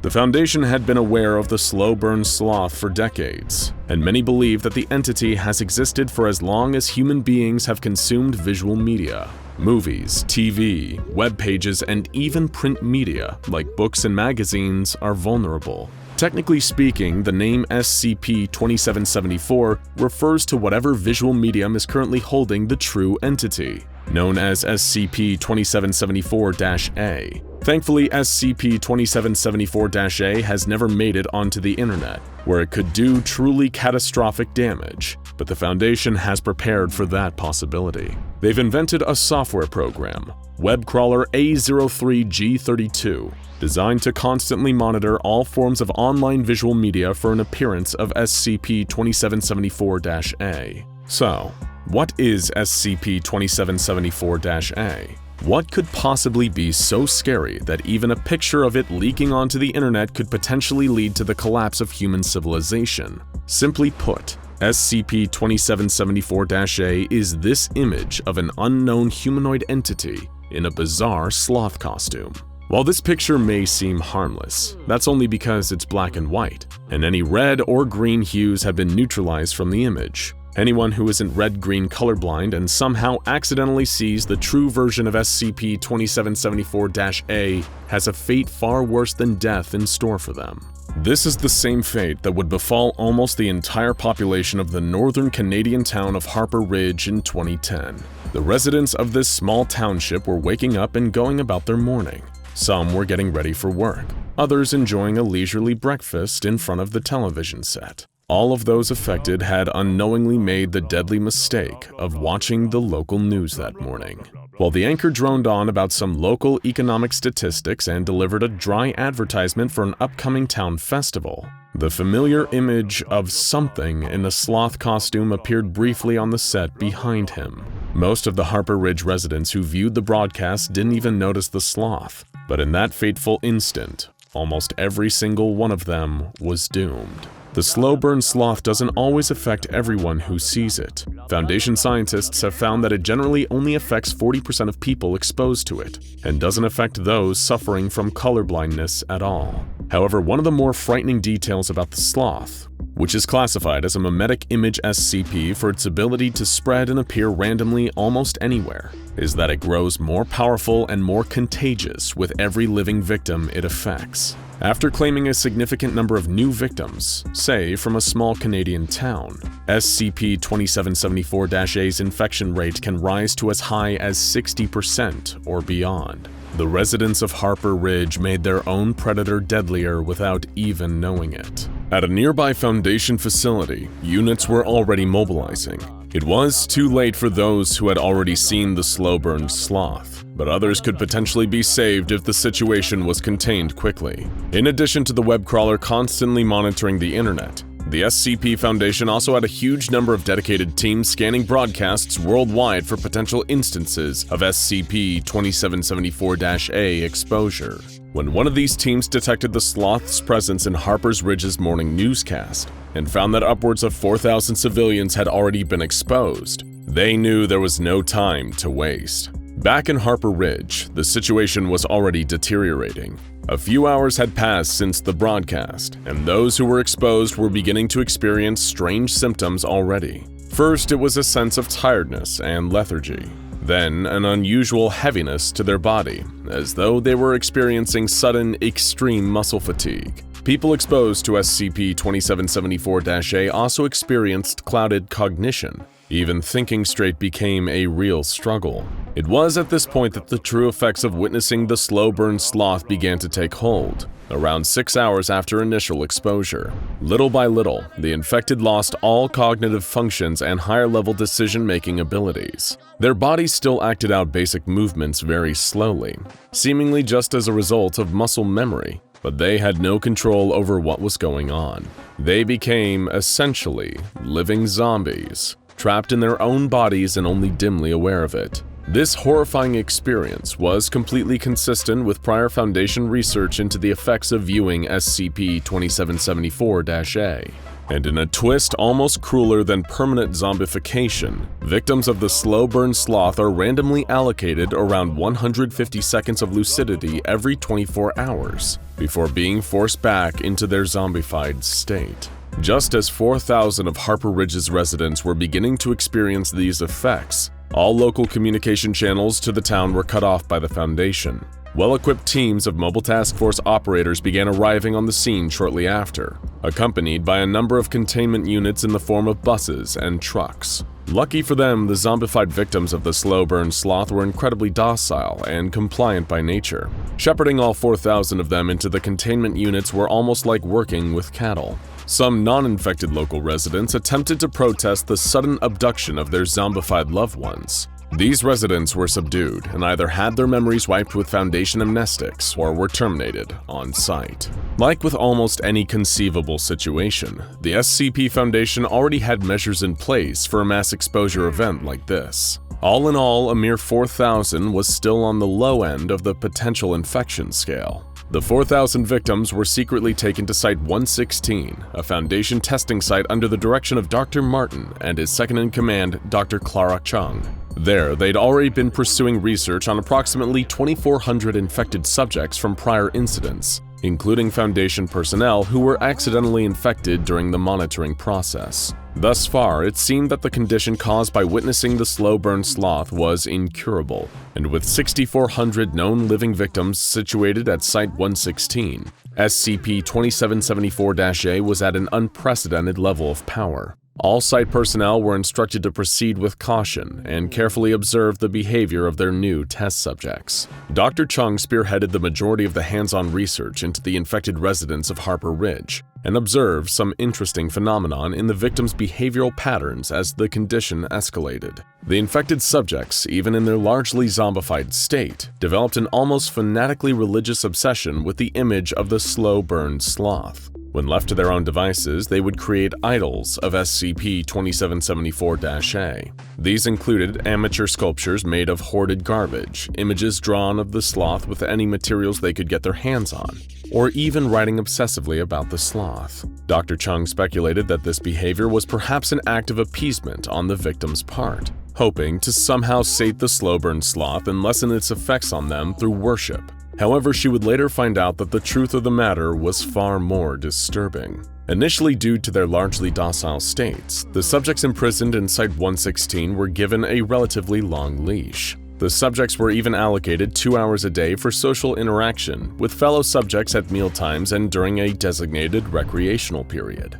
During these times, the subjects would often trade their slow burn sloth effigies with one another. However, Dr. Chung revoked the social interaction periods and began confining the subjects to separate Euclid-class containment cells when violence began to break out between them. It became clear that during their 150-second periods of lucidity every 24 hours, the subjects would become extremely distressed, agitated, and even aggressive. Dr. Chung also ordered any idols, from trash sculptures to doodles and notes on fragmented scraps of paper, to be destroyed immediately. At its new increased power, the Foundation became concerned that SCP-2774-A may develop the power to manifest through these images. No meaningful headway was being made on a cure for the condition, so something needed to be done before the situation got out of hand. In hopes of gaining a better understanding of the internal processes of slow burn sloth victims, Dr. Chung decided to conduct a series of interviews with the subjects under her care. Two such subjects, Subject 0866 aka David and Subject 7444 aka Claire, were isolated for a 24-hour period in hopes of catching them during their daily 150 seconds of lucidity. Dr. Chung and the Foundation found the results of these two interviews to be as illuminating as they were utterly terrifying. When David regained lucidity, he was in a state of extreme agitation and showed an unsettling fixation on the clock in the Site-116 interview room. Under direct questioning from Dr. Chung, he revealed that slow-burn sloth victims are fully aware of what's happening during their zombified periods. He compared the sensation to being a passenger, trapped and bound in a vehicle over which they have no control. However, in this state, victims are also unable to hold a thought consistently for longer than 5 seconds. This leaves them in an almost constant state of disorientation. Worse still, David describes that victims are subjected to near-constant hallucinations of the original sloth image, guiding and controlling their movements, almost like a puppeteer. Thanks to the clock, David was aware of when his 150 seconds of lucidity were about to come to an end. After apologizing for what he was about to do, David lunged at Dr. Chung, causing a guard present in the interview room to shoot him dead for Dr. Chung's protection. Dr. Chung's interview with Claire echoed the same sentiment. During her 150 seconds of lucidity, Claire first begged to be killed, before divulging further details about the zombification state. She would describe hallucinations of the slow-burn sloth stalking her constantly and controlling her movements. In some cases, the sloth would force her to open her eyes all night, while it stands next to her bed and screams at her. As Claire's 150 seconds of lucidity ended and she became non-responsive, Dr. Chung put in a request for Claire's termination, a request that was fulfilled 3 days later. The third interview with Subject 9225, also known as Jason, showed that SCP-2774-A appeared to be manually starting the fights between the subjects, perhaps even for its own sadistic amusement. He also stated before the interview's conclusion that the image of the sloth in his hallucinations was becoming darker and more tangible, almost like it was becoming a real physical being, which was an unprecedented phenomenon. Dr. Chung was, for the first time in a while, truly afraid. It seemed by all accounts that SCP-2774-A's power was growing considerably as a result of its huge number of active victims. Its infection rate had likely risen well above 40%, and its ability to manifest would likely be on the rise too. If the slow-burn sloth was able to manifest on a national broadcast, millions would be infected, to truly apocalyptic results. Dr. Chung only saw one solution that might curtail the entity's growing power, but it wouldn't be pretty. She devised a procedure known as Procedure XXJ9. As part of the procedure, additional staff were brought into Site-116 immediately. The real purpose of the plan was revealed shortly afterward: to reduce the number of active subjects on site from 6,400 to a mere 200 in hopes of reducing risk. Over the next several days, staff at Site-116 engaged in the gruesome task of executing around 6,200 infected subjects via lethal injection.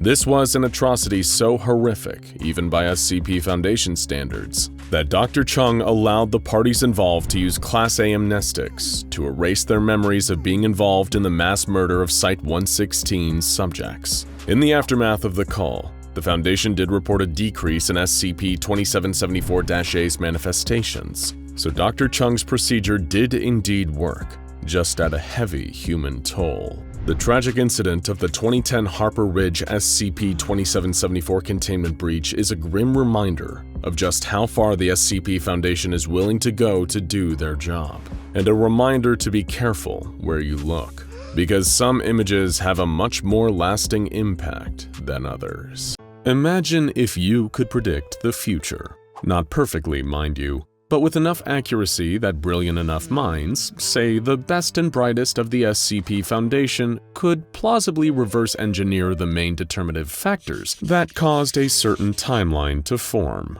Imagine if, through carefully studying these determinative factors, the Foundation could carefully shape the future into one that's more favorable for the human race than all the alternatives. The preferred option, if you will. Would this not be advantageous? Your next question is a very natural one given the circumstances. How does one predict the future in such a manner? Well, the answer is uncomplicated, but that doesn't by any means make it easy. You go there, spend a few months looking around, and then come back to report your findings. That's right, folks. We're not talking psychics and seers here. Prepare to expand your mind, and please don't worry if it all gets a little timey-wimey, because SCP-2003 is the SCP Foundation's self-made time machine.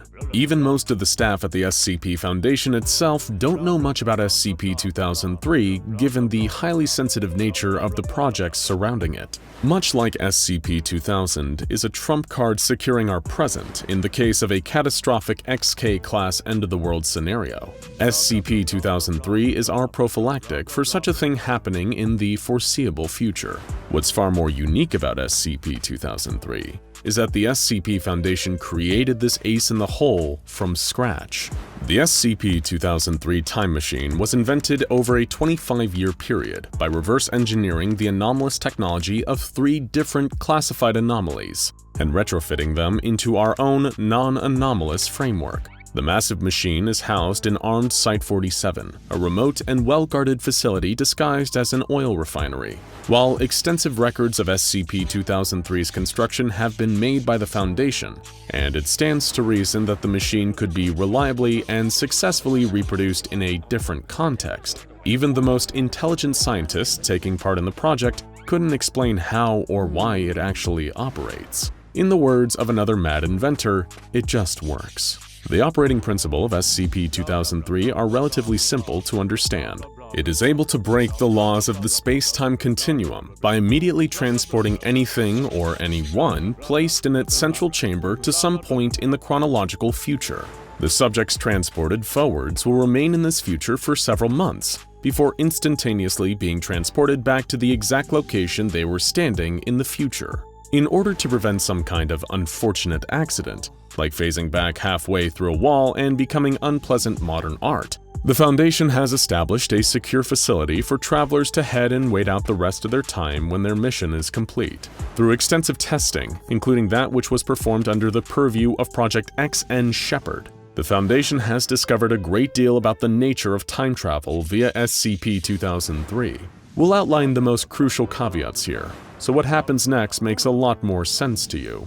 After all, if time travel was easy, everyone would do it. First, as we alluded to earlier, the data collected by SCP-2003 on the nature of the future is often unclear, imprecise, and unreliable. For example, the data collected from 2003 did provide extremely useful in predicting and preventing a massive security breach over at Site-19 in 1997. So naturally, when it predicted a devastating series of earthquakes off the west coast of the United States in 1999, an event that several agents sent through SCP-2003 observed directly, it came as a shock to everyone when nothing happened. The Foundation discovered, following this, that all predictions needed to be contextualized through heaps of metadata for it to be of any real use in predicting or preventing our specific future. The Foundation also discovered that certain individuals had a strangely disproportionate effect on the unfolding of future events. Let's say, for example, SCP-2003 discovers that a new type of nuclear weapon will be invented in 2028 and quickly adopted by a number of leading nations by 2030. And by 2035, tensions will rise, sabers will rattle, and this nuclear weapon will be used en masse to destroy human society as we know it. Naturally, in order to prevent this, the Foundation might see to it that certain groups of nuclear scientists, certain generals, and certain world leaders get liquidated. And yet another trip into the future shows that this massive nuclear war was not averted. But why? Because it just so happens that this event was inexplicably tied to the birth of a little boy named James Hoskins in Saskatoon circa 2025. Despite little Jimmy Hoskins seemingly having nothing to do with the actual development of the technology, seeing as he's only 10 years old when the bombs start falling. The Foundation scientists working under Project XN Shepherd keep a database of all these highly determinative individuals, also known as magnifier individuals, so they can keep tabs on how they're affecting any future timelines. Speaking of future timelines, we're afraid to tell you that this penultimate caveat isn't exactly a pleasant one. There are few to any cohesive future timelines where humanity survives long term. Bummer, right? The Foundation calls these loose timelines determinative sets, and in the majority of them, human civilization collapses, all humans die, and in some cases, the Earth becomes completely uninhabitable to all forms of life. The Foundation is currently seeking a more optimistic option through controlled manipulations of the casual stream in our time. But currently, all we have is the preferred option, Option XN. And if you're someone who would jump at the chance to travel into the future and take a gander at all the wondrous or terrifying sights, there's actually one pretty major caveat of SCP-2003 that we've been playing rather close to the chest. Early Foundation tests found out that the time travel process via SCP-2003 is extremely damaging to plant and animal tissue. Rather than just going on a wacky time travel adventure like Doctor Who or Austin Powers, it'd be a little more like stepping into a giant microwave while dressed in a spacesuit made of aluminum foil. You're gonna die a horrible death. But there is one silver lining. Well, maybe not silver from your perspective, probably more like pewter. The Foundation has discovered a way to viably send human-adjacent subjects through time with SCP-2003 without instantaneous death. We just can't promise that you're going to like it. You see, the one kind of organic tissue that seems to survive the SCP-2003 time travel process is the human brain and nervous system. Due to the highly controlled nature of Project XN Shepherd, the Foundation can't just send in D-classes to do the job. They instead use actual agents, though mostly ones who are nearing or beyond retirement, or are suffering from a terminal illness. These agents are dosed on a course of anti-anxiety, antidepressant, and antipsychotic chemotherapy to toughen their minds for the horrors to come. Though the exact nature of these horrors is kept secret from them until it's already happened. You may be familiar with one of the Foundation's most well-known front companies, Boston Dynamics, as well as one of their most famous products, the robotic quadrupedal probe known as Big Dog. Well, in order to send a sentient being through time without them being completely destroyed by SCP-2003, the agent's brain and nervous system are entirely removed from their body and transported into the body of a modified Big Dog. Still think it'd be fun to time travel? Hey, don't look so nervous! For everyone who agrees to be part of an SCP-2003 mission and survives, you'll get one hell of a pension. Or at least your family will, if that's any consolation. Now that you understand all this, let's come clean about this mysterious Project XN Shepherd we've been alluding to throughout the video. It all started with a letter to the heads of the SCP-2003 research project from O5-7, a member of the legendary O5 Council that instructs the Foundation in all that it does. The letter read, "Up until this point, all attempts at future intervention using SCP-2003 have been limited in scope and scattershot in nature. I have seen the wisdom in this approach. It is informed by painstaking contingency planning and risk-benefit evaluation. The past 18 months of reports, however, have promise. If we are bold enough to seize the initiative, we may have found a way out here. The price, though, there's always a price, as you well know. Consider this note an official change in policy. As of today, all efforts at intervention are now aimed at bringing about and preserving XN. Designated magnifier individuals associated with XN are to be protected from undue interference at the expense of all other priorities. In particular, Nuru Diang must be allowed to die in the manner most observations have predicted for her. If anything at all changes in that regard, make it happen. I trust that you're familiar enough with the rest of the determinative sets to understand why we're going this way." So, in short of all the potential timelines, O5-7 wants the researchers assigned to SCP-2003 to ensure that the timeline XN is the one that actually comes to be, seeing as it's preferable to the alternatives. Hence, Project XN Shepherd. You're probably wondering, what happens in Timeline XN that makes it the most desirable outcome possible? Well, things continue as normal. Everything from anomalous activity to social unrest to environmental factors stay pretty much the same as time goes on, until 2349 when a giant 22-kilometer asteroid strikes the Earth and wipes out the majority of humanity in an instant. Following this, the world becomes unfit for human habitation. Hey, don't look so glum. You'll all be dead by then. Well, except Dr. Bright. Sorry again, Jack. We at least get a nice 3 centuries before we're wiped from the cosmic table. Your next question is probably, if the preferred option has humanity being wiped out by a giant asteroid in a little over 300 years, what are all the other ones? Aren't we entitled to a multiple-choice future if we don't feel comfortable with being completely annihilated by an asteroid before we're even halfway to the year 3000? Well, we'll give you a little tasting platter of potential timelines, and you can take your pick.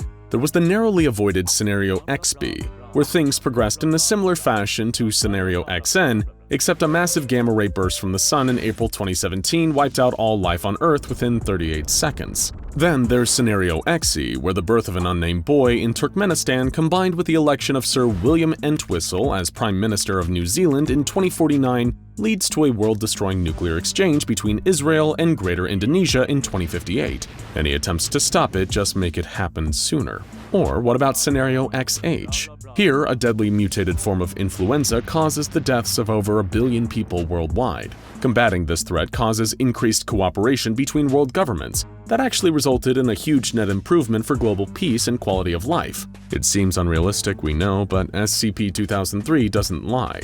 However, despite things going well, all known life on Earth just vanishes on July 29, 2059. It's a hell of an unpleasant twist after things start going so well for once. In Scenario XO, the anomalous increases in frequency and magnitude in 2037. This leads to a broken masquerade scenario where the Foundation's web of secrecy collapses, and anomalous chaos reigns across the globe. The Foundation's members are hunted and killed, and world governments attempting to weaponize the anomalous leads to a new arms race that wipes out all of humanity by 2048. Or maybe Scenario XU is more your cup of tea. In this one, the sun collapses, leading to eternal darkness and massive temperature drops. Inexplicably, humans still survive, but are in a state of constant, unmoving agony. And maybe, if you just really love spiders, you'll get a kick out of Scenario XX, where a mysterious pathogenic protist causes the majority of humanity to fall in love with the Brazilian wandering spider, one of the few spiders that pose an actual threat to humans. The diverting of all resources meant to keep humans alive to instead breeding the spiders, combined with many people being killed by the resulting spiders, leads to 6 billion deaths in the early 2030s. But hey, you'll get to see some pretty great spiders if that's your thing, I guess. Scenario XN is hardly a picnic. Nobody likes the idea of facing an Armageddon straight out of Armageddon, when that asteroid kills all life on Earth in 300 years. But while it undeniably isn't perfect, it may just be the best option we've got. Isn't the future amazing? Russell's back was pressed against the wall, his shuddering hands gripping the fire axe. The low emergency lighting filling the corridor indicated the lockdown was still in effect, although that was simultaneously a blessing and a curse. Sure, it meant that thing couldn't get out, hopefully, but it also meant that Russell was stuck in the wing of the facility with it. He had no idea if anyone else was left. He hadn't seen what had happened to Carpenter. Maybe it got him, or perhaps he had managed to give it the slip at the last second. There was no way of knowing for sure.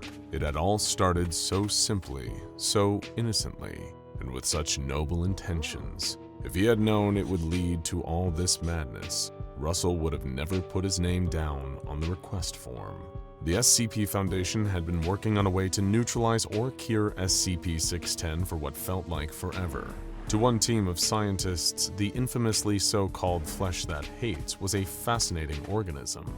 It was a highly contagious sarkic skin disease, isolated entirely within a small area of Siberia. That on its own wasn't enough to pique the interest of the research team led by Dr. Carpenter, including his hand-picked star researchers Russell and David, along with their assistant Clennon and Dr. Botten. an expert on infectious diseases who had recently joined their efforts to provide his specialist knowledge. What did captivate all of them, however, was what SCP-610 did when it infected a human being. The disease would trigger aggressive and uncontrollable mutations within its infected and could virtually rewrite their entire physiology in a heartbeat. The flesh that hates was capable of transforming a person's body into a horrifying fleshy mass of limbs and matter that barely resembled a human being anymore. And in addition, the infected individuals would retain some level of awareness, attacking any uninfected person with extreme hostility. There had long been chatter amongst some other research teams studying SCP-610 about devising a way to weaponize the disease. If they could somehow create a variant that didn't turn people into monsters, or at least cause the fleshy abominations to die shortly after mutation, then the Foundation or another interested party could deploy the flesh that hates as a biological weapon. Dr. Carpenter had long abhorred the idea, instead searching for a way to completely reverse the effects of an SCP-610 infection.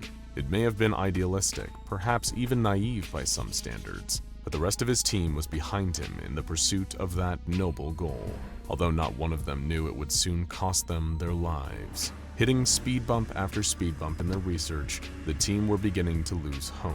Researcher David was the most outspoken in how tired he was of seeing the same results, yelling in frustration that the flesh could not be cured by conventional means. However, it was that outburst that gave Russell the idea.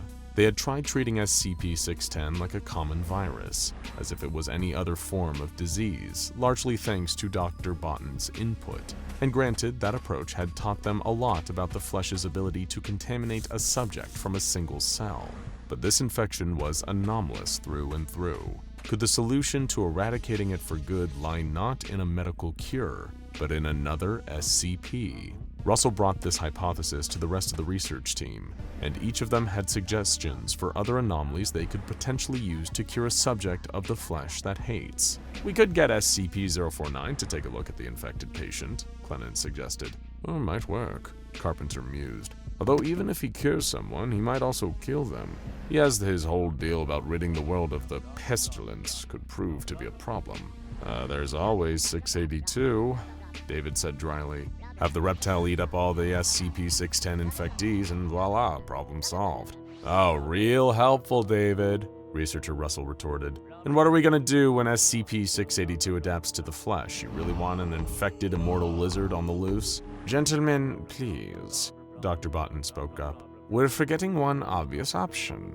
I propose we submit a joint formal request to use SCP-914 for this experiment." Unanimously, the group all agreed that this was the best course of action. SCP-914, or the Clockworks, was a giant machine with two booths marked Input and Output. Although the Foundation still couldn't fully comprehend exactly how SCP-914 seemed to take any object placed within it and disassemble, recreate, improve, or destroy the item depending on its current setting. There was one issue, however. A prior failed experiment wherein a D-class was placed in SCP-914 had led to some pretty disastrous consequences. As a result, ever since, no organic matter was to be placed within the Clockworks, a rule that the team's experiment with the flesh would breach. Still, they pressed on, each of the 5 researchers signing their request to utilize SCP-914 before it was submitted to the Foundation higher-ups. Within hours, the request was denied, but the team was determined that SCP-914 could be the key to solving the Foundation's long-standing issue with SCP-610. Dr. Carpenter repealed the decision, urging the higher-ups to reconsider. He argued that this flouting of the no organic matter rule was necessary to potentially rid the world of the flesh that hates. After a few days of consideration, the request was finally, fatefully, granted. The team went to work immediately, requisitioning 2 test subjects, both of which had suffered SCP-610 infections and were horribly mutated. The pair of them were deemed a potential hazard to every member of Foundation staff on site, and as a result, the entire wing of the facility where the Clockworks was housed had to be evacuated for safety. Dressed in biohazard suits to protect themselves, the researchers used an electric cattle prod to coax the first flesh specimen into the input chamber of SCP-914. This was the test run. They wanted to see if the Clockworks would actually be able to affect those infected with SCP-610 at all. Plus, they needed a failsafe just in case something went wrong, and luckily the machine had just the thing. Russell asked Clennon to set the clockworks to rough, and with a click and whir of its numerous gears and gyros, SCP-914 came to life. Instantly, the infected test subject was completely obliterated. The setting had reduced it to atoms, disintegrating it on such a microscopic level that there was nothing left in the output chamber. The second infected creature seemed to bristle with anger, but didn't attack or become aggressive, as it too was prodded towards the clockworks. Next, perhaps out of fear that their theory might be wrong, the team agreed to set SCP-914 to its 1-to-1 setting. Sure enough, the machine recreated another instance of a specimen infected with the flesh that hates, replacing the previous one. "We all know we're stalling," researcher David piped up. "Let's do what we came here for. Set the clockworks to course." Nervously receiving a nod from Dr. Carpenter, Clennon stepped forward to switch the dial on SCP-914 to the course setting. This was the primary reason the team had all agreed to use the machine on a flesh specimen. This setting could disassemble any item placed in the input booth, separating it into its base components. Botten had suggested the use of SCP-914 based on the theory that, if it worked correctly, the clockworks could extract the flesh that hates from its infected host, rendering them free of the disease. The machine made a colossal amount of noise as Clennon hurried back to a safe distance with the others. But as it was powering up, seconds from activating, Dr. Carpenter noticed something. The color drained from his face as he saw it. None of the others had noticed from a distance that the dial hadn't been set to coarse. Instead, it pointed to very fine, the highest refinement setting 914 had. "What the hell have you done?" Carpenter yelled at Clennon before the machine suddenly activated. What stepped free from the output booth stunned the researcher. It was a man, a seemingly ordinary human, who had presumably been infected by SCP-610 some time ago. He stepped nervously out of the machine, looking confused for a moment as a pair of Foundation security guards cautiously approached him. "We did it," Russell said in awe. Suddenly, fleshy tendrils burst forth from the man's arms, latching on to the approaching guards. They screamed in agony, their bodies melting become a bloody, misshapen mass that stayed attached to the humanoid creature at the center. It was like they became a part of it, the guards' arms and legs forming additional limbs as their forms were reconstituted and repurposed as part of a monster that was now crawling on its 6 legs towards the research team. In a blind panic, the group scrambled for the entrance, the head of the infected man splitting open down the middle, opening up into a wide, snapping pair of jaws. Panting hard as he ran, his breath fogging up the clear faceplate of the biohazard suit, Russell ran through the door, hearing someone close behind. He stopped for a moment, looking back to see the creature on the other side of the door, starting to spill through the doorframe like a liquid. Running faster around a corner, Russell came to another halt in the common area. A third security guard following just before a thick steel security door came slamming down, sealing the creature on the other side. "The other door didn't hold it! What good is that going to do?" Researcher David yelled. "More to the point," Dr. Carpenter said, turning and marching towards Clennon. He launched a furious punch at the assistant, knocking him to the floor. "Why did you set 914 to very fine, Clennon?" the enraged doctor shouted. "You're the one who unleashed that abomination, you maniac!" "What?" Clennon replied, fearfully trembling. I didn't. I swear I didn't. It said course. I'm sure of it." "You expect us to believe that was a mistake? Gentlemen, we need to focus on the situation at hand," the security officer interjected. "Regardless of who's responsible, we need to inform the Foundation higher-ups." "There's an emergency lockdown," Russell replied. "It would have triggered the moment the SCP-610 specimen got free." "You've trapped us with a monster, Clennon," Dr. Carpenter spat. "Hold on," researcher David spoke up. "Wasn't it Botton's idea to use 914 in the first place?" The common area fell silent as everyone turned to look at Dr. Botten. "Did you plan for this, Doc?" David pushed. Botten chuckled. "Need I remind you, my friends, that we all agreed to use the clockworks, did we not? All of our names are on the request," he answered. "Besides, accusing me, David, that's rather rich coming from you." "What's that supposed to mean?" the researcher fired back. Beckoning his finger, Botten encouraged the rest of the team to follow him across the common area to where a row of lockers stood, each door bearing one of their names. He gestured to the one labeled David. "Go on," Botten added. Shooting him a dirty look, David barged past the disease expert and opened his locker. Not one among the group expected what would fall out. It was an old leather-bound book, symbols carved into the front cover. Instantly, thanks to the work studying SCP-610, the researchers all knew a text on Sarkicism when they saw one. It had been long known that the flesh that hates was often described in texts revered by Sarkic cults, who worship death, decay, and disease. "What the hell, David?" Russell exclaimed, picking up the book and examining it in disbelief. "You're a Sarkist?" Carpenter asked, the fury in his voice already elevating. "No, I'm not!" Researcher David protested. I've never seen that before." "It was in your locker," the doctor yelled. "You're one of those cannibal cultists! This was your plan! To refine the flesh for your twisted, death-worshipping religion!" "It certainly seems that way," Botten interjected. "After all, Researcher David did seem frustrated at our earlier results. Impatient, even." "You!" David pointed at the doctor. "You planted this in my locker!" You're a Sarkist," Clennon repeated in a nervous stammer. "You made me turn the dial to very fine. You made that thing appear. You made me your accomplice!" Anger tears streamed down his face. Clennon's hand reached for the security officer's gun and went to draw it, planning to shoot David on the spot. But as he went to pull the weapon from the guard's holster, it wouldn't budge. It was then that Assistant Clennon stared in horror at his hand. His fingers had fused to the guard's leg. The officer gave a twisted grin as his torso burst open, tendrils of flesh latching onto Clennon and assimilating him.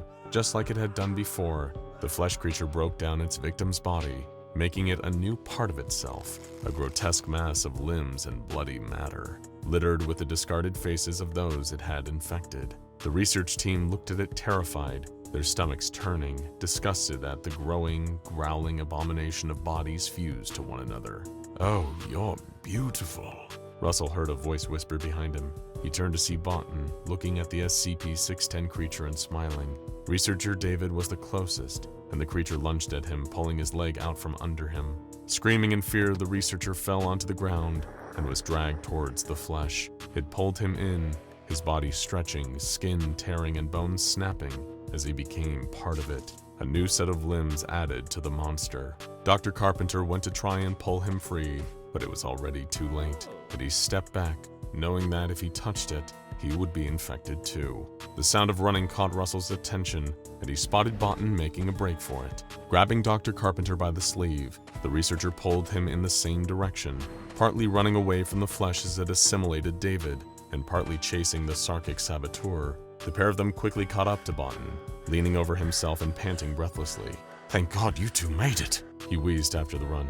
"I can't believe David could do this, to unleash this nightmare upon us." Russell thought to snap at him, to scream how dare he keep lying, but Botten's back was to him now. He'd never get a better chance. There was a cabinet on the corridor wall containing a fire axe for emergencies. As carefully and quietly as he could, Russell fished the axe out of its case whilst Botten and Carpenter were looking away. "We should get the Foundation to lift the lockdown," Botten was saying. "They need to let us out and then— Oh! Oh!" He let out a blood-curdling scream mid-sentence as the axe blade wounded him. Russell pulled it back, standing over the doctor as he fell to the floor in agony. "Russell, have you lost your mind?" Carpenter exclaimed. "No, doctor. He's the cultist. I have no idea how he tricked Clennon, but that flesh creature exists because of him," the researcher answered. From the floor, unable to move thanks to his injury, Dr. Botten began to laugh. "It took me years to infiltrate the Foundation. So much time waiting to gain access to that blessed flesh," he gloated. "And now you've helped me to refine it, to create its ultimate form. You want to kill me? Go ahead, Russell. My life doesn't matter. For once that creature is free, it will bring about a new age of flesh, and Grand Karcist Iron will reward me for the role I played in unleashing it." David was right, Carpenter realized. "Botten, you planted that book on him to throw us off." "Doctor, we need to think of something," Researcher Russell interjected, axe still in hand. "Nobody knows more about the flesh that hates than us. There must be a way to kill that thing. Otherwise, if it gets out of this lockdown, it could spread to everyone in the Foundation. What about fire? That's been effective against 610 infectees before, right?" Yes, but," the doctor desperately tried to think. "This new being we've created, he created," Russell argued, looking at the grimacing, wounded Botten. "We cannot deny the role we've all played in this, researcher," Carpenter argued. "And we have no idea if it possesses the same weaknesses as the flesh before its refinement." "But we have to try, sir," the researcher protested. "Of course, I agree." The sickening sound of a slithering, slick mass was rapidly approaching. Still laying on the floor in pain, Dr. Botten had been dragged to the middle of a junction, with Carpenter and Russell hiding around either corner. Suddenly, Botten started hollering as the flesh came into view, practically calling it to him.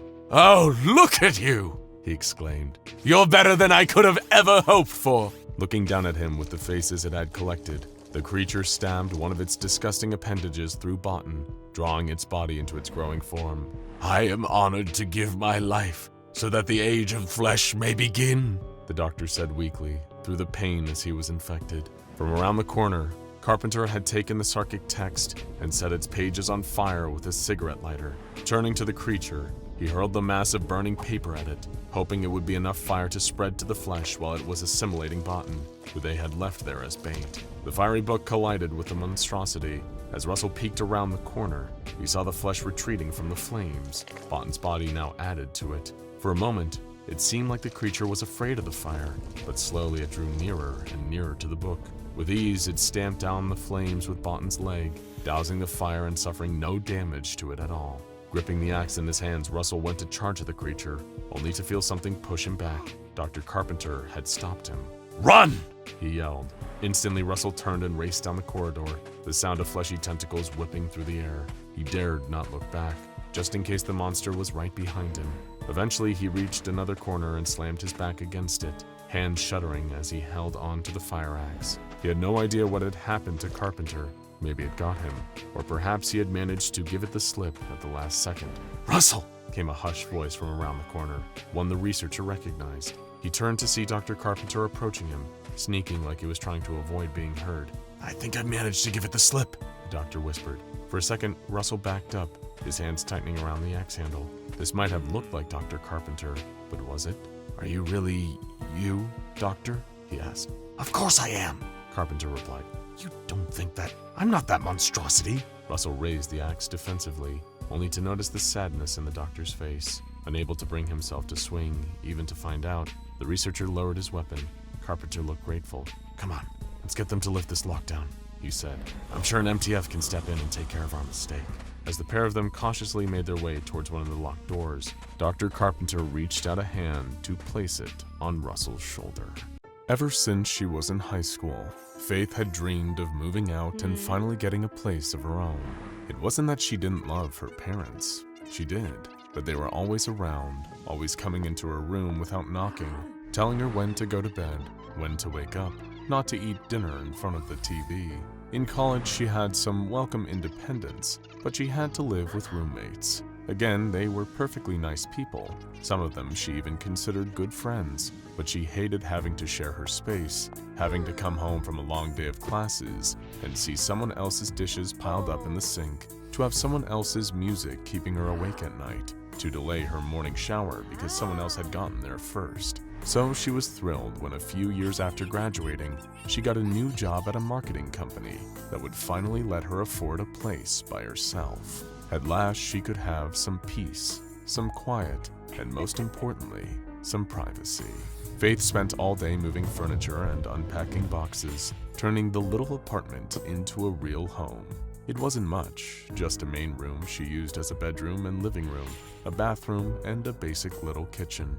But it was all hers. And all of the little personal touches she'd put together really made it feel like the place was meant for her. There was the orange couch she'd picked up at a vintage store downtown, the coffee table she'd gotten for free from her last roommate, framed pictures of her family and friends, a bed with linens in her favorite color, light blue, and lots of potted plants. Over time, she would find even more things, more little personal touches to liven up the space. Now, how to celebrate her new home? Her gas wasn't on yet, so she couldn't cook anything, but that was the perfect excuse to order in. 30 minutes or less later, she was kicking back on her couch with a large cheese pizza, watching a scary movie on her TV. No one would ask to switch it over to The Bachelor. No one would take the last slice while she was in the bathroom. It was perfect. Finally, a little piece of heaven, an introvert's paradise. As she finished her first meal in the new place, she felt her eyes beginning to grow heavy, the day of strenuous unpacking catching up with her body. Just as she was thinking about calling it a night, a pale-faced monster appeared out of nowhere on screen, terrifying the movie's main character and making Faith jump, spilling her soda all over the coffee table. "Damn it!" she groaned. Already she'd made a mess, but hey, she tried to look on the bright side. It was yet another first to break in the apartment. She grabbed a kitchen towel to mop up the soda, and when she returned to the main room, she froze. There was something in the window, standing out against the darkness outside. At first, she thought it was a reflection, a trick of the light, but as she slowly approached the window, eyes wide and hands trembling, she got a better look. There was a face, a little difficult to make out, as if it were peering out of the shadows, but unmistakable nonetheless. It was pale, human, vaguely resembling a strange man with dark circles under his eyes, and he was looking right at her. She didn't scream. She was too terrified to make a sound. She stared at the face for a long moment, waiting for it to do something, anything. After several moments of the tensest staring contest of her life, she blinked. The face didn't budge. You need to leave," she finally spoke, surprising herself as she did. "If you don't get out of here, I'm calling the cops." Again, the face did nothing. "Do you hear me?" Her voice climbed in pitch, her heart pounding against the inside of her chest. Who was he? What did he want? She became vaguely aware of the fact that she couldn't see the rest of the man's body, just his face, looking at her with a neutral expression, a look of vague curiosity, like someone watching a caged animal at the zoo might have. It was then she remembered something that made her blood run cold, made the towel drop from her hands as her stomach sank. She lived on the 3rd floor. Her apartment had no balcony, no fire escape he could have climbed up. Whatever was looking at her through her window, it was no ordinary peeping Tom. She couldn't say how long she stared at the face, its unblinking eyes, its inscrutable expression. She moved closer to the window step by step, until she was almost nose to nose with the thing. She couldn't think of it as a person, though it looked like one. Mostly. She should run screaming out the door, looking for some kind of help, but what would she say? That there was a floating face looking at her through the window? What if it was somehow all in her head? Some sort of hallucination brought on by exhaustion and the stress of the move.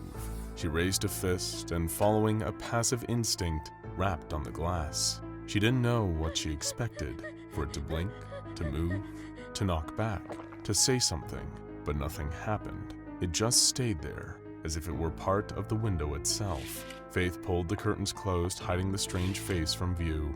With any luck, it would be gone in the morning. She had worked hard to get this apartment, and she would be damned if she let some strange thing, whatever it was, drive her out of her new home.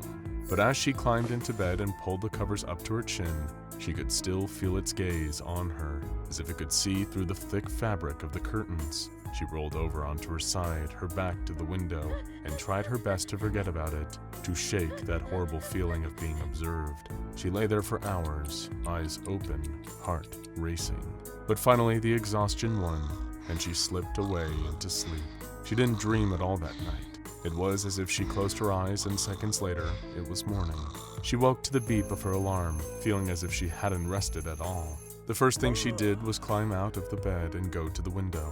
Carefully, tentatively, she opened the curtains. She let out a sigh of deep relief. The face was gone. She must have imagined it after all. A bit concerning, but as long as it didn't happen again, she wouldn't have anything to worry about. Lack of sleep does strange things to the mind after all. No longer plagued by the fear of that strange face, Faith hopped into the shower and let the worries of the previous night wash away, disappearing down the drain. She brushed her teeth, dried her hair, did her makeup, and dressed for work. After a banana and a quick cup of coffee, she was out the door. Work was exceptionally busy that day, and it pushed any memory of the oddity in the window out of her mind entirely. She was even feeling good enough to accept her friend's offer to grab a drink after work. They met up at a bar down the street from her new place, sharing cocktails, memories, and a plate of onion rings. It was a perfect, lovely evening. By the time she got home, savoring the click of the key in the lock as she let herself into her quiet little sanctuary, she had completely forgotten about the unusual apparition.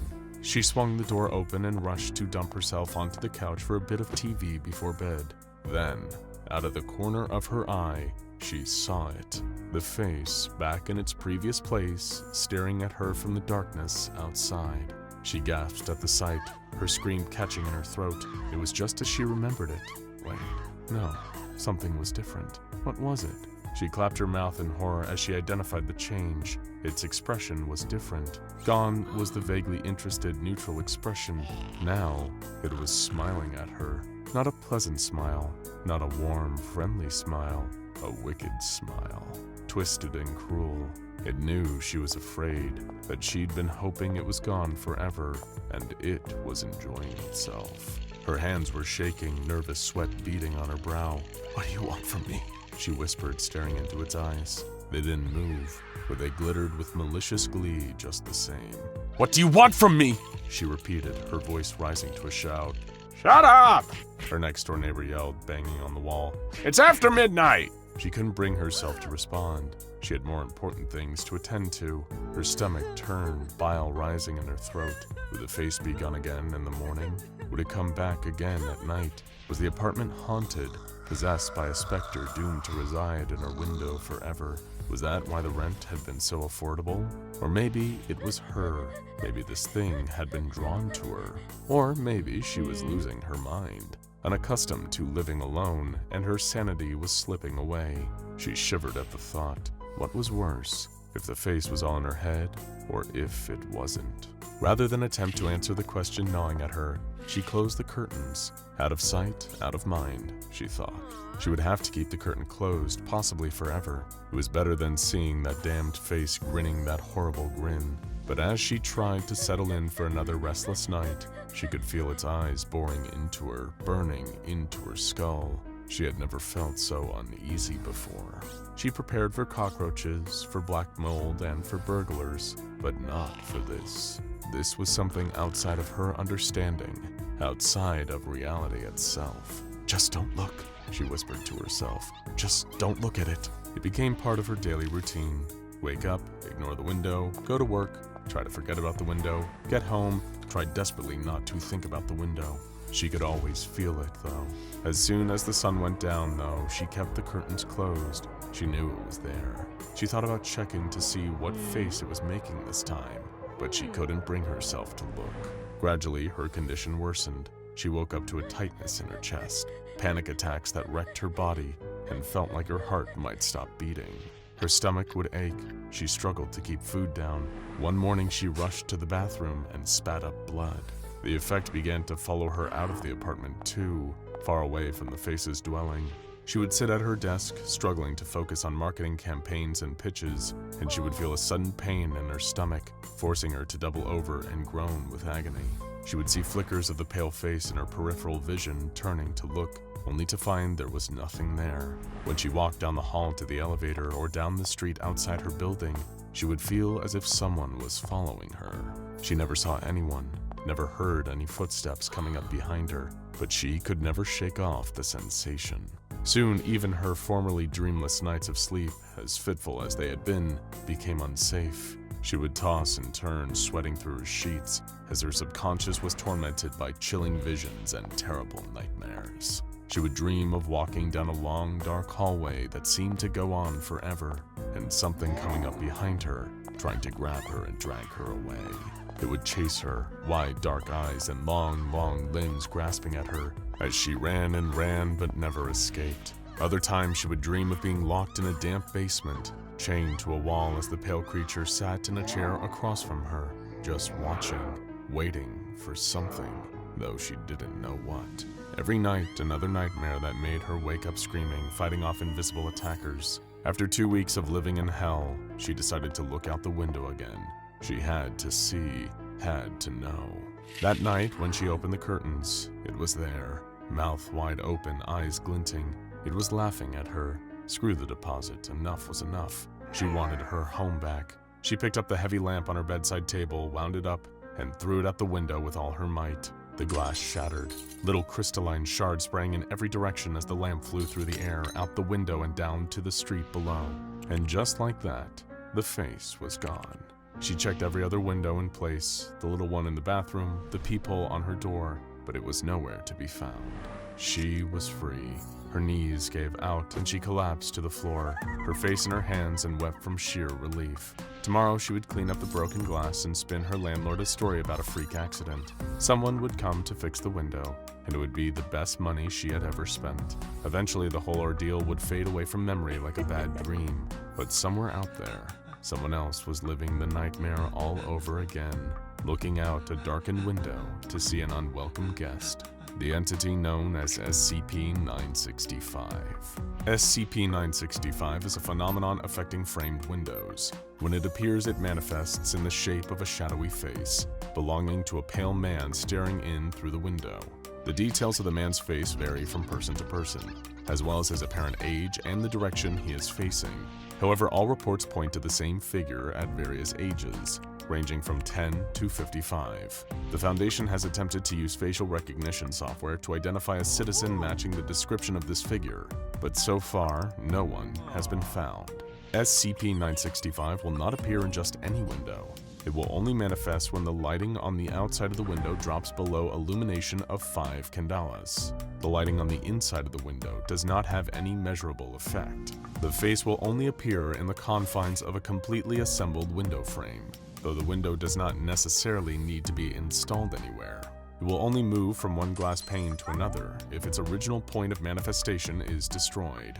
The face can be seen from an outside vantage point, though it has been described by observers as looking away into the room. When SCP-965 first appears to someone, it produces feelings of unease, anxiety, and low-grade paranoia. Anyone within the visual range of the affected window will experience these feelings, even if the window is covered by curtains or any other means. Any individual that sleeps in an area visible to SCP-965's manifestation point will begin to experience difficulty sleeping, suffering from upsetting and disturbing dreams. However, this is not the endpoint of the entity's impact on those it appears to. At a point between 3 and 10 nights of sleep after its initial appearance, the entity's facial expression will begin to shift into a noticeable smile. After this shift, the victim's symptoms will become physical as well as mental, including ulcers and intestinal bleeding, heartburn, abdominal pain, and even vomiting blood. This has been attributed to the entity's influence on the human body's reaction to heightened levels of stress and fear. The subjects that reach this stage of exposure to SCP-965 begin to see its face in windows in their dreams, as well as spotting it in their peripheral vision while going about their waking life. They begin to see the face out of the corner of their eye, even when the affected window is nowhere in sight. These additional sightings are accompanied by lingering feelings of paranoia and the sensation that something is following or watching them. Though the entity has never made a sound and does not move while it is visible, it can disappear and reappear in different poses. It has also displayed notable signs of sentience, appearing disappointed when it manifests in an empty room, and angry if it sees someone who broke its previous window. When presented with one of the agents who first brought it into custody, the entity appeared frightened for the first time.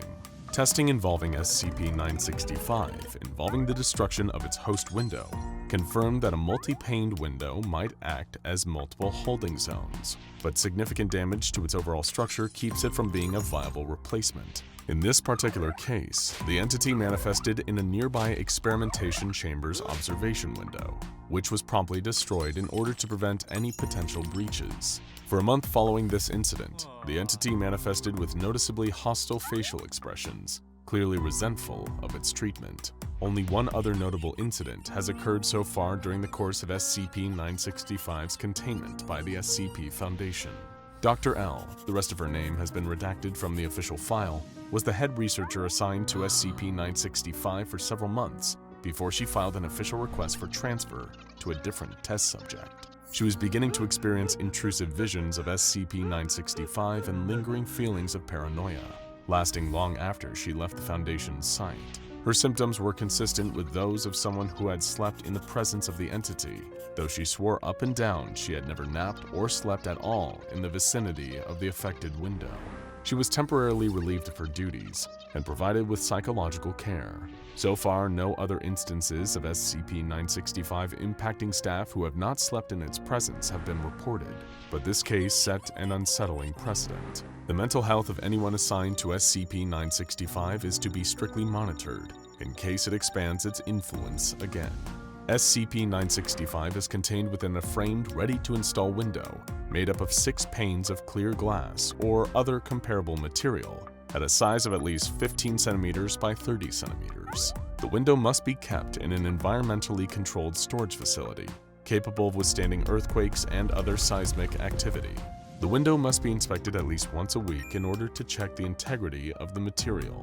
Additionally, at least 2 identical framed windows must be stored in the same facility, in separate chambers with additional insulation.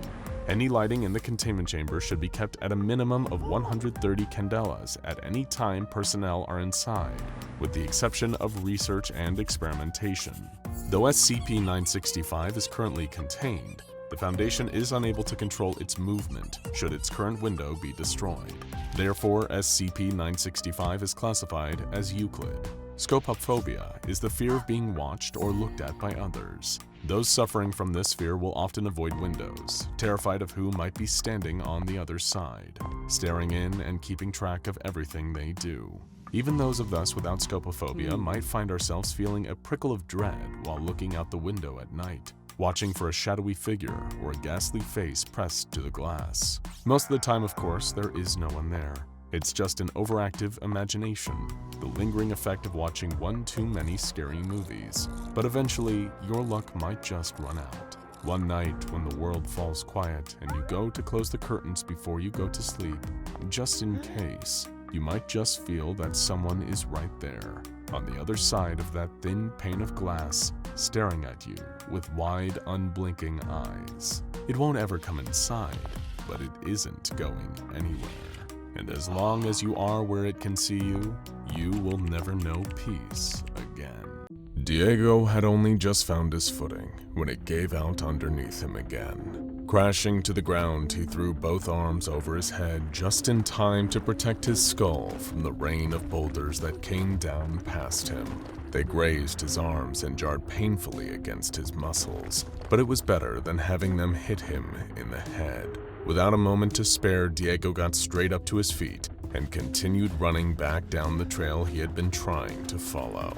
The ground shifted and lurched in all directions under him, threatening to throw off his balance at any moment. Having lived in Chile his whole life, he had gotten used to earthquakes, but he had never been in the center of one like this. The problem was that the trail he had been following to get up here was disappearing fast as the dust swirled into the air and boulders landing all around him. He just had to keep running in this direction and hope for the best. There weren't any other options. But suddenly, he found himself running uphill. Stumbling forwards, Diego tried desperately to get his bearings. He had spent the previous 3 hours hiking up the mountains, so how was it that now that he had turned around and gone back, he was still going uphill? It was almost as if the ground was changing shape beneath him as he ran. Dust filled his lungs as he tried to wipe it away from his burning eyes. Yes, the ground was definitely going uphill, but it felt almost as if it was lifting itself up beneath him,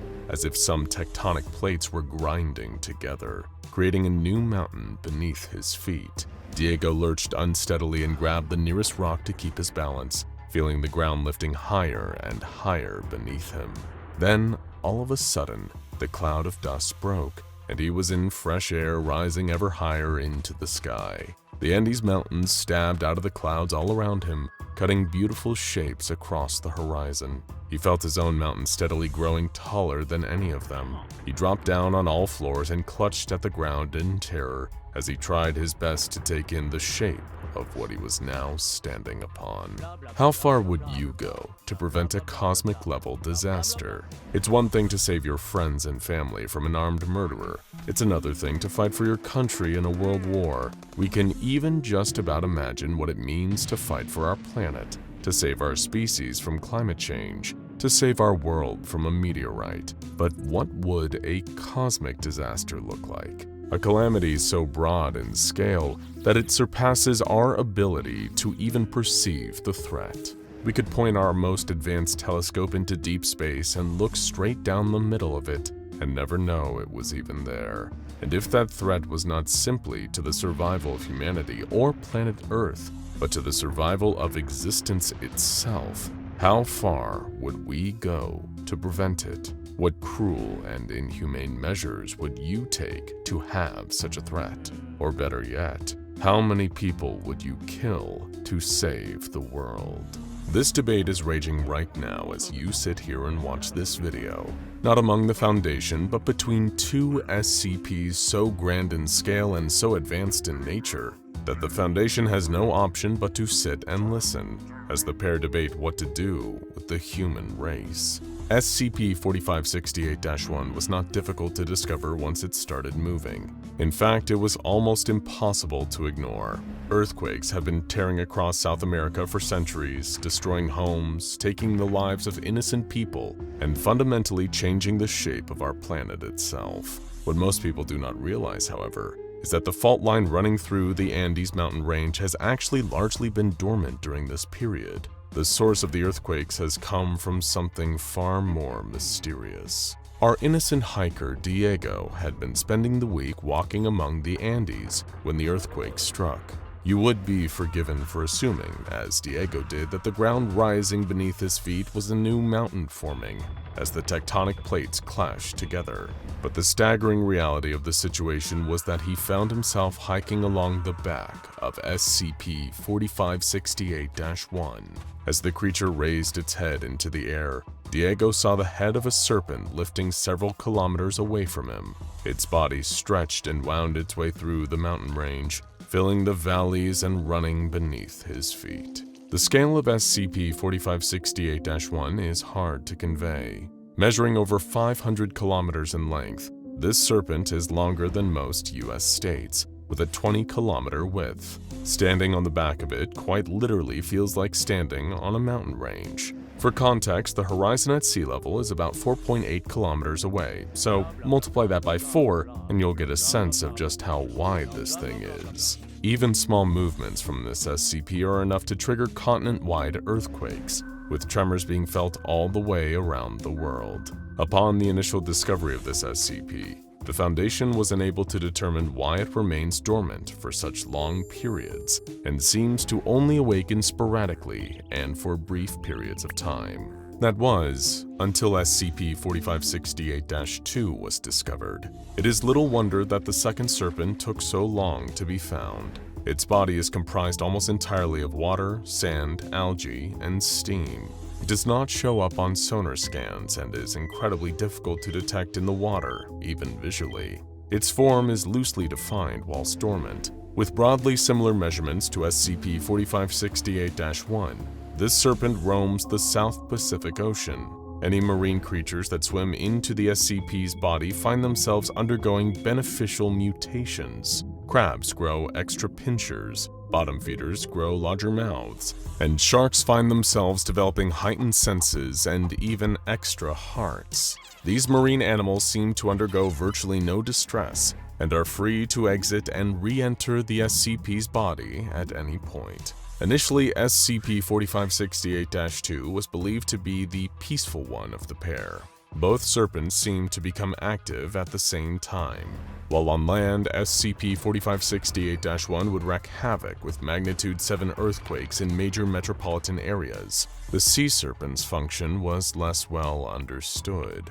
Employing resonant frequencies and vibrations, this SCP was able to give its watery body a distinct form as it rose up from the ocean and towered above the waves. In order to maintain its shape and control its movements, this SCP employed a huge amount of energy. However, the Foundation quickly observed that it was rarely able to maintain its form for very long.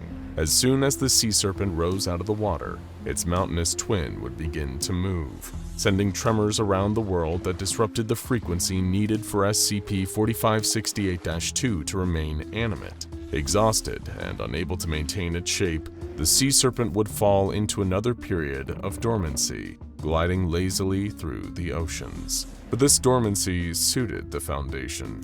Without the constant seismic tremors, researchers could work fast. 2 operating bases were set up to monitor each SCP. 2 mirrored bases with mirrored teams in constant communication with one another. As soon as one team made a discovery, it was conveyed to the others and vice versa. One operating base was set up high in the Andes Mountains, specifically designed to be as earthquake-proof as possible, capable of withstanding earthquakes up to 9.9 magnitude. Meanwhile, in the South Pacific Ocean, an underwater research center was built just above the seabed, with regular vessels drifting out into the unknown to gather whatever data they could about the great SCPs. Several early findings stood out. Firstly, SCP-4568-1 appeared to have a very different internal structure from its twin. Researchers initially assumed that the creature would be largely composed of earth minerals and rock, as its exterior appearance suggested. However, scans of its body indicated the presence of what can only be assumed to be artificially created components. Great gears resembling clockwork structures and even rudimentary circuitry were present throughout the creature's body.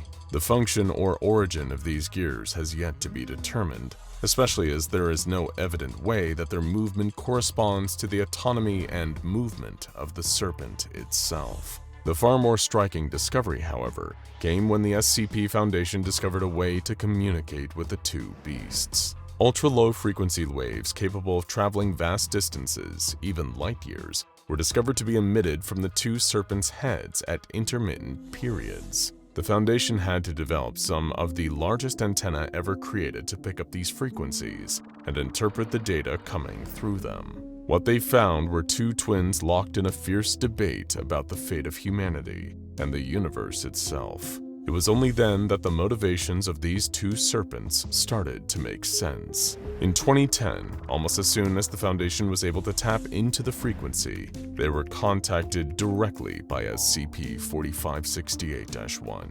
Foundation, I know that you can hear me. I will not apologize for my actions. I know that I am the reason that millions of your kind face their demise. I know your pain, and I feel it too, but I shall never apologize for it. I simply ask you to listen to myself and to my word cannot be translated. You are curious, you can be patient. Exercise that, and you may one day understand. And listen, the Foundation did. Efforts to contain or destroy the two serpents were put on the back burner. Instead, Foundation agents prioritized spreading disinformation across South America and beyond about the source of these earthquakes. The two serpents are far too large and far too powerful to overcome or contain. Instead, the Foundation prioritized the use of amnestic drugs, disinformation, and the creation of fringe conspiracy groups to discredit any claims of the Serpents' respective existences. Meanwhile, some of the most senior leadership figures in the Foundation were and still are locked in a fierce debate as to what to do with the twin serpents. By listening to the communication between the two SCPs, the Foundation discovered that SCP-4568-2 is intent on wiping out the entire human race. The only thing that has prevented it from being able to do so thus far has been the existence of the other serpent. Every time that SCP-4568-2 begins to mount an attack on humanity, its land-bearing twin triggers enormous earthquakes to disrupt its progress. But why would the sea serpent want to destroy the human race? As Foundation generals gathered in the Deep Sea Operations Base, SCP-4568-2 came to the observation window to look them in the eyes as it told them, I am sure you can see it. How your world dies a little bit more every day. Mostly by your own hand, no? You poison the oceans, taint the rivers, blacken the skies. You do not need angels of death to destroy your world. But there is something else. I see it in the bottom of your eyes. Something unforgettable, unconceivable ideas cloaked in madness and impossible colors. Do you think I would let you drag the rest of the world down with yourselves? Do you think I will leave this world, my world, to die in flames? It sees your world, and it comes in fives. Since this revelation, the Foundation has poured countless hours and resources into trying to identify a cosmic threat. For well over a decade, many of the smartest scientists the world has to offer have looked to the night sky, scanning for this impossible color, this shroud of madness, but to no avail. Some within the Foundation believe the Serpent is lying, trying to make up an excuse to justify its genocide, but information from SCP-4568-1 seems to confirm everyone's worst fears. Your minds burn bright, Foundation. All of humanity shines from this rock, like a candle in a dark room. It sees you. An idea exists only because something thought of it. Have you ever considered how such terrible concepts could have been given form? What kind of atrocious mind could even think about it? Humans cannot conceive the colorless green. What if you are playing into this creature's hands? There appears to be an underlying implication that ideas are the source of power somehow. This colorless green, this unimaginable cosmic threat, seems to be a monstrous idea incarnate. But whose idea? Humanity's? There is a deep lore that the two serpents discuss with one another, one that makes little sense even to this day to the Foundation. They talk of gods and goddesses, deities of flesh, of steel and gears, and of the Fives. Quite what these creatures are, if they are even creatures at all, is a mystery to the Foundation. Researchers have not discovered a way of communicating back with the two serpents directly. Attempts to mimic their language or transmit signals asking questions to them have largely been ignored. Instead, they address humanity and the Foundation as a whole, seeming to take the view of the human race as being a collective hive mind, one that they are evidently able to tap into. The pair seem uninterested in informing us as to exactly what this threat is, or explaining who the gods and goddesses are. Perhaps they assume we know these things already, or more likely, they believe that our consciousness is not yet capable of perceiving the scale and depth of the concepts that they are debating. What is clear, however, is their shared understanding that if humanity were to be eliminated, the candle was to be blown out, this cosmic threat would pass by. The pair have names. Trenten is the land serpent, while remaining dormant much of the time in an enormous cave system beneath the Andes Mountains. This serpent seems keen to help the Foundation in some way. Kai Kai, the sea serpent, is intent on sacrificing the human race for a greater good, one far beyond our understanding. Speaking to the Foundation in the Andes Mountains, Trenten gave a short speech that served both as encouragement and a terrible warning of the darkness to come. It is something I like about you, Foundation, about mankind. While it is easy to just take the simplest path, to just give up, there will always be some among you who refuse this path, who do the right thing. Maybe not all of you are this strong, but I can see it in your methods, those so-called containment procedures. There will always be someone who stands up against the dark, even if it takes 1,000 million years to emerge victorious. Maybe you can stop the thief. After all, ideas can be killed with better ideas, even if it takes 1,000 million years. What was that? A face? Just as quickly as I'd glimpsed it, it was gone. It was cold as death and twice as dark in here. Seriously, I'd never been anywhere so dark. It was more than just the absence of light. It was like walking through thick black water, only able to see inches in front of my face. Things moved slower than they should have. Every step I took further down towards some unknowable destination, the darker and colder it got. I found myself wondering, is this what dying feels like? Slipping down further into nothingness, step by step through darkness that never ends? It was a stairway, like Jacob's ladder, except instead of up to heaven, it was a one-way trip straight down. There was some distant, tinny whirring noise that I couldn't quite make out, the way things sound when you're drowning. I didn't know what possibility was scarier, that the steps just went on forever and I'd be walking until my bones turned to dust, or that something would be at the bottom, waiting for me in the dark. The deeper I got, the more I got this sense that the latter was true. The way you can feel yourself being watched or sense someone standing behind you.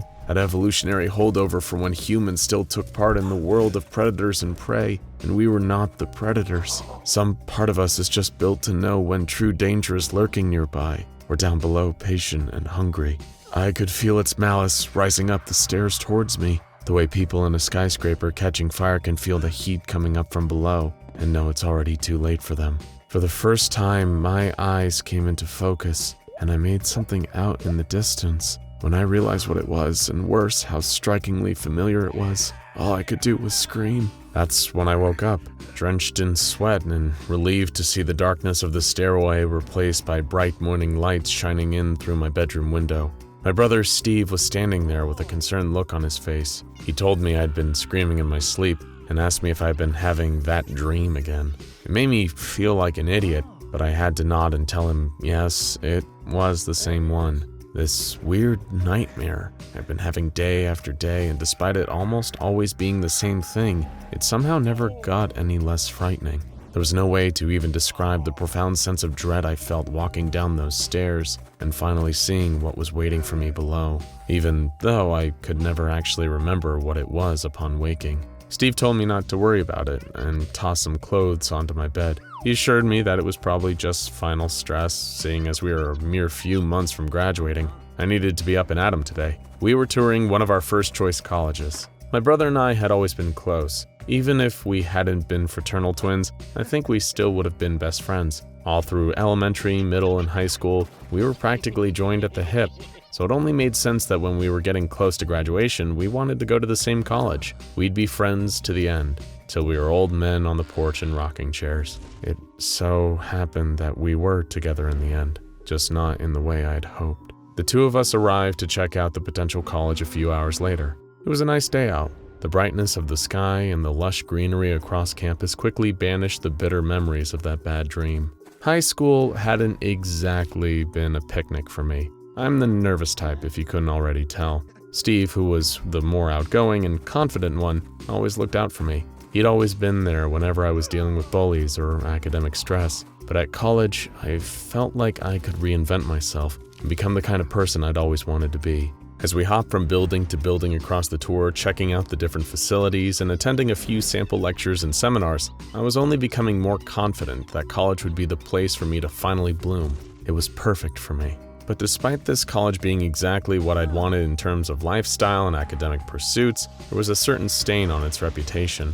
If any university is around long enough, or any building at all for that matter, weird incidents are bound to accumulate. Some places have ghost or cryptid sightings. This college had disappearances, not just one or two. 6 different students and 1 janitor had disappeared from the campus. The people had nothing in common except for the fact that they frequented the college. Ages, races, genders, and majors varied across all the missing people, and none of them had known each other. No notes were given, no clues discovered, no remains ever found. A number of the cases are even still open today. It's a frightening thought that people can just drop off the face of the earth like that and never be found. There are over 500,000 missing person cases in the United States back in 2020 alone. It's more common than you think. Still, I comforted myself with the knowledge that thousands of new students came in and out of the college every year, and only a handful of disappearances. What were the chances that something bad would ever happen to me? Though, to be fair, every person who actually did disappear in their last moments thought, what are the chances something like this would happen to me too? We were several hours into the tour when the coffee Steve had on the way over finally caught up with him. He needed to go. Bad. So he asked our tour guide whether there was a bathroom anywhere around here. She told him that he could find one pretty easily on the ground floor of any administrative building nearby. In the meantime, we'd be making our way over to Lecture Hall 2B, so he could simply catch up with us there once he was done. Steve left, and I didn't think anything of it at the time. I was too wrapped up in the tour. It was only half an hour later, when we were finishing up and preparing to leave Lecture Hall 2B, that his absence from the group suddenly became a lot more noticeable. I started feeling nervous. He'd just gone to the bathroom. What could be taking so long? I ran through all the more rational explanations in my head. Maybe there was a long line. Maybe the bathroom was out of order when he got there and he needed to find another one. Maybe he got a little lost on the way there. Maybe he got a little lost on the way back. There were so many perfectly rational reasons he wasn't with us right now. But as the minutes dragged on, each one felt a little less likely, and a dark pit of dread began to form in my stomach. It wasn't long before I alerted the tour guide. Naturally, she tried to calm me down, saying how likely it is that he'd just gotten lost. Steve was a smart kid. He was thinking of going to this college after all, so he must be smart. There was a smattering of laughter from the tour group. Still, she put the word out to her fellow staff members and the search began. Despite trying my best to avoid panicking, the stats about all those disappearances just kept flashing through my mind. What if we were the unlucky ones? What if Steve had actually disappeared just like the others and I'd never see him again? As the hours marched on and he still wasn't found, that was all I could think about. I didn't want to lose him.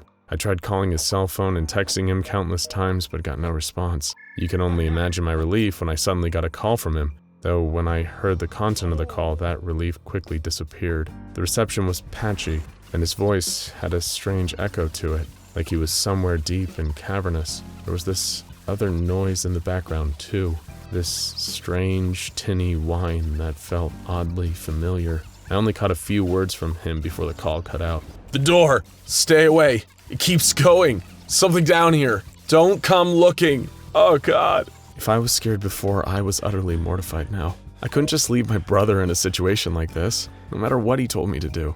I had to find him somehow, I just had to. Nobody else seemed to take it seriously, but I somehow knew he was in the most terrible danger. That's when I decided to head to the one place I believed he would be, the administrative building. It was such an unremarkable little building, hardly the kind of place where you'd expect some terrible secret to be hiding. But dangerous things often hide in plain sight. Things like the door. It was one of those things from Steve's message that had stuck in my head. The door. Call it instinct, call it intuition, call it blind, dumb luck. But when I was standing in front of an average-looking door in that unremarkable administrative building, I knew I was staring at the exact door that my brother had been talking about. It radiated bad vibes. Dark energy was practically humming off of it, but I wouldn't let that stop me. Perhaps I was stupid, going in without help. While it's easy to criticize from the safety of your home, it's worth remembering we do silly things when we're afraid. And I mean, this was my brother we're talking about here. No one in the world was more important to me than him. No one. The second I entered the room beyond the door, something changed. It was like stepping into another world entirely. The air was thick and oppressive. The floor below me and the walls around me were ungodly cold. But most remarkable of all was the dark. Even my phone's flashlight at full power barely made a dent. I don't think I'd ever seen anything so truly impenetrably dark. Outside of a certain nightmare, anyway. That was when I finally realized where I was standing. At the top of the stairs. Those stairs. The stairs that had been haunting my restless sleep. A single winding stairwell down into the void. Every part of me wanted to run and scream and hide, but I couldn't. I knew that if it were me trapped down there, Steve wouldn't have hesitated. He would have charged down there and helped me. Now I had to do the same for him. After all, we all know that in real life there's no such thing as monsters, and how deep could a staircase really go anyway? That question was soon put to the test as I descended down into the pit.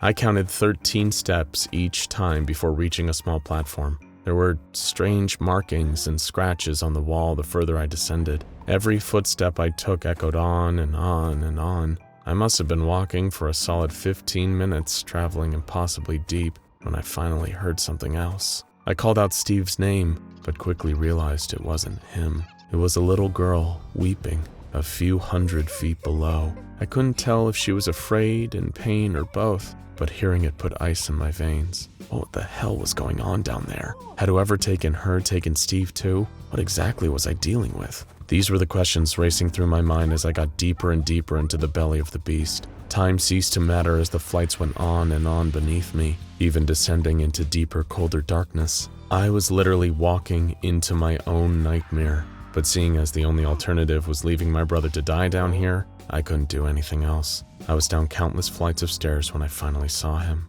He was a distant, pale speck, dithering and afraid. He was a full flight down from me. I was so happy to see him that at first I didn't even notice anything was wrong. But as I got closer, I began to realize that this wasn't the Steve I knew. The dread crept into me, spreading through every cell like a virus. I finally knew why I recognized it. It was the thing from my dreams. The monster whose appearance always brought those terrible nightmares to an end, but what did it mean to see it in real life? It was Steve's face, but it seemed larger and deathly pale. I froze, and as the face drew closer to me, I realized it had no irises, no pupils, no nostrils, and no mouth. It wasn't my brother. It looked like a terrible death-like mask modeled after him. I tried to scream as it appeared right in front of me, just as I had in my dreams, but it was too late. Long, gnarled fingers curled around my torso and crushed my ribs. It was a pain more intense than I thought possible, and soon even my vision went black. As I was dragged down to the darkness below, the last thought on my mind was, "Steve, I'm so sorry I couldn't save you. I couldn't even save myself." Violent chaos unfolds across the shoreline. Huge fleshy tendrils slither out of the water, grabbing people who try to flee and drag them into the depths, as giant harpoons made of bone whiz across the beach, cutting down unfortunate sunbathers in droves. It is a terrifying massacre, but you'd never in a million years be able to guess its source. On April 10th, 2010, something strange began to happen in the three Portlands. Now, the anomalous extra-dimensional city-state that overlaps with the locations of Portland, Oregon, Portland, Maine, and the Isle of Portland is no stranger to unusual occurrences, so it took the population a little while to notice that something was happening. But for some unknown reason, sailboats and motorboats were beginning to vanish from the city. The disappearances occurred overnight, when there was no one around to witness them, but slowly, the citizens began to notice that their friends and family members were going out in their watercrafts and never returning home. By April 15th, the civilians were becoming noticeably concerned, fearing the worst. On April 16th, their worst fears were confirmed when two local ghosts, Ankar Ahmed and Greg Moore, went for a nighttime stroll along the harbor. They heard a sudden commotion and rushed to the scene of the disturbance. They arrived just in time to see a living individual being dragged into the watery depths by a large, vein-like tendril. Ahmed asked Greg to wait on land while he ventured out into the water to look for the victim. Unfortunately, Ahmed never came back, and Greg took his story to the Three Portlands Police Department. After waiting a few days for the local man-eating clam populace to migrate, the FBI Unusual Incidents Unit mounted a formal investigation. On the morning of April 17th, all of the missing vehicles suddenly reappeared. This left the UIU and the people of the city with even more questions. Where had all the boats gone? Why were they suddenly back? And what had happened to the missing people who had not been returned along with them? On April 19th, UIU agents dove into the harbor to search for any unusual activity, and while they didn't spot anything especially strange, they did discover that there were fewer animals in the harbor than usual. On April 21st, the threat that had been preying on the citizens of Three Portlands actually made itself known. At 11:19 a.m., 17 boats moved away from the docks on their own, drifting up onto shore, though no one could be seen captaining any of them.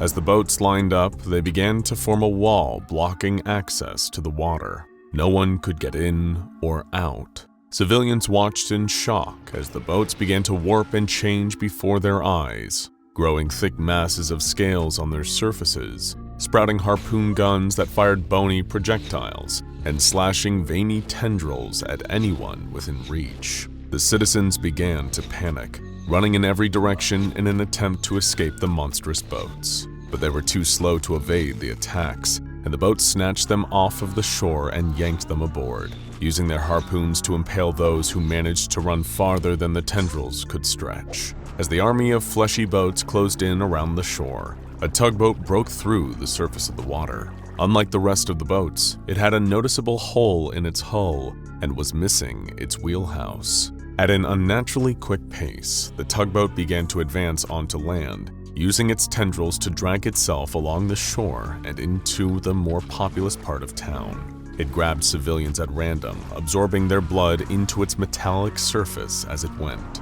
Suddenly, it spotted Albert Izzat, a noted member of the Church of the Broken God, and began to focus its attack on him. But before the tugboat monster could reach Izzat, a city security golem interfered. Sadly, though the golem put up a valiant fight, the anomaly was able to destroy it by falling onto it again and again until the golem was no longer able to get back up. There are few creatures that would survive having a boat drop itself on top of them repeatedly, and sadly the security golem was not one of them. With the golem out of the way, the boat continued to drag itself through the streets wildly, crashing through the side of a local restaurant where its owner, an entity known as the Gruel, was in the middle of a busy brunch service. At the sight of the invading watercraft, the Gruel set down his pitcher of bottomless mimosas, wiped his hands on his apron, and grabbed his trusty dual-wield swords from underneath the counter. He kept them there in case someone attempted to dine and dash, but he figured they would do just fine against a blood-drinking tugboat. While the Gruel kept the tugboat busy, UIU forces were able to break through the barricade of boats for a brief period of time, allowing more security golems to enter the area, as well as allowing more citizens to escape. Unfortunately, this little victory was short-lived as further unforeseen horrors drudged themselves up from the deep. The reanimated corpses of various species native to the harbor began to crawl out of the water, surrounding the Gruel and allowing the tugboat to escape the fight. As it made its way back to the harbor, every boat it passed attempted to toss bodies onto the tugboat, covering it in fresh blood. Slowly but surely, the damage to the tugboat began to repair itself. Once the boat had regained its strength, it set its sights on a previously untouched cargo ship. An observing UIU officer determined that the boat was somehow attempting to convert the cargo ship to transform it into another one of its fleshy allies. But before the transformation could take place, a cargo crate broke open, spilling over 1,000 hardtack crackers. Suddenly, the tugboat stopped everything that it was doing. It took one tendril and began to count each individual cracker that had spilled out. While the tugboat was distracted with its task, a citizen offered the UIU use of their rare metals cannonball collection in the fight to apprehend the aggressive boat. One particular cannonball, made from electrum, was able to puncture the hull of one of the infected ships, rendering it motionless. They were elated to have found a weapon that worked against these boats. While the tugboat continued to count, the remaining townspeople gathered all of the electrum they could find and began to fight back against the boats. One by one, the boats sank, and all the while the tugboat continued to count. In the meantime, UIU officers managed to free the Gruel from his zombie attackers. They presented him with an electrum cannonball, which he proceeded to punch finger holes into and wield like a bowling ball. Then the Gruel had a score to settle. No one, whether human, ghost, or tugboat, was going to mess with his brunch. The Gruel barreled towards the harbor, grabbed hold of the still distracted tugboat, and punched it hard with his cannonball fist. If the tugboat could breathe, the punch would have knocked the air out of its lungs. The Gruel then threw the tugboat out of the water and continued the savage beating before preparing to destroy the battered vehicle once and for all. He lifted it up into the air, jumped up to follow it, and hit it with so much force that the tugboat careened through the air, colliding with a portal that had transported it to the Isle of Portland. Luckily, this portal could only be unlocked via a high-speed impact from a water-based vehicle. Speaking of luck, an SCP Foundation team was returning to the Isle from a failed mission just as the anomalous boat appeared in their reality. The object was knocked unconscious by the impact of its travel and the beating from the Gruel, and in its incapacitated state, it was transported to a nearby Foundation site. There it was contained and given the designation of SCP-6426. Due to its anomalous traits, including the consumption of blood, a talent for hypnosis, and a compulsive counting habit, it was also given the nickname the Vampire Boat. SCP-6426 is a Keter-class sapient hostile entity that, in an inactive state, bears the appearance of a harbor tugboat in a constant state of rust and degradation. Any blood or organs containing blood that come into contact with the boat will be absorbed through the metal, causing the degradation to visibly improve as a result. The most effective blood appears to come from humans, cetaceans, and a few specific species of cetaceans. The entity does not only use the absorbed blood to improve its appearance, but is also capable of using it to create organic additions to its body, including the vein-like tendrils spotted in the 3 Portlands, cognitohazardous eyes attached to bending eye stalks, harpoon guns, and cannons capable of firing ammunition made from anomalous species of barnacles. These barnacles are capable of reanimating dead tissue on contact, and SCP-6426 frequently uses them to create instances of SCP-6426-C, masses of reanimated tissue that the boat uses to aid in its attacks or self-defense. SCP-6426 uses its tendrils to grab prey and drag them towards itself. but the tendrils serve an additional purpose as well. Each of the tendrils has a mouth on the tip, similar in structure to that of the North American medicinal leech. When the tendril has made contact with its prey, the mouth will then bite into the spinal column of the creature, causing its brain function to cease as its canines grow long and hollow. Hard scales form on their skin, and their muscle mass and bone density increase. Once they have been transformed in this way, organisms taken by SCP-6426 are designated SCP-6426-A. These instances are used to the entity's advantage, helping it to extract blood from victims at a distance, as well as providing an additional line of defense and offense. In the event that SCP-6426 encounters another watercraft, it is able to use SCP-6426-A to convert the vehicle into an instance of SCP-6426-B. These converted boats are similar to SCP-6426 and are able to function on their own. However, they are unable to produce their own eye stalks or cannons, unable to create SCP-6426-A instances, and do not appear to be as intelligent as their creator. In the early days of its containment, the exact nature of the anomaly's intelligence was the subject of debate amongst the research staff. However, on one specific occasion, the Foundation was able to establish a line of direct communication with SCP-6426 and conduct the first, and so far the only, interview with the vampiric tugboat. The inciting incident occurred when the arrival of the Foundation's latest hardtack shipment was delayed, leaving the boat with nothing to count and nothing to keep it occupied. Freed from the bounds of counting, it managed to escape and grab hold of several Foundation staff members with its tendrils. After chasing the boat through the site, guards were able to corner it, prompting the boat to absorb the bodies it had taken and use the organic material to produce a siren that emitted the sound of a human voice. It is through this siren that SCP-6426 responded to interview questions, using the voice of one of its victims. Junior researcher Sajad Williamson, in spite of his protests, was selected to conduct the interview. His fellow staff members refused to take no for an answer, and as the newest hire, the unpleasant job fell on his shoulders. Much to everyone's surprise, the anomaly began the conversation rather politely, saying, "I am so sorry. I thought you were those self-righteous lunatics from the church. I apologize profusely for any trouble I may have caused, and I want to point out I fully support your mission. Yes, our first line of defense against the undersea menace. I am more than willing to punch sharks. Salacious, yes, right. How rude of me, yes." Dr. Williamson's first question concerned SCP-6426's apparent intended victim back in 3 Portlands, Albert Izzat. SCP-6426 responded, "Albert? His first name is really Albert." "Well, what other relationship is there to say besides the hunter and the hunted? Admiral Izzat is a ruthless man, known for terrorizing and slaughtering people like me.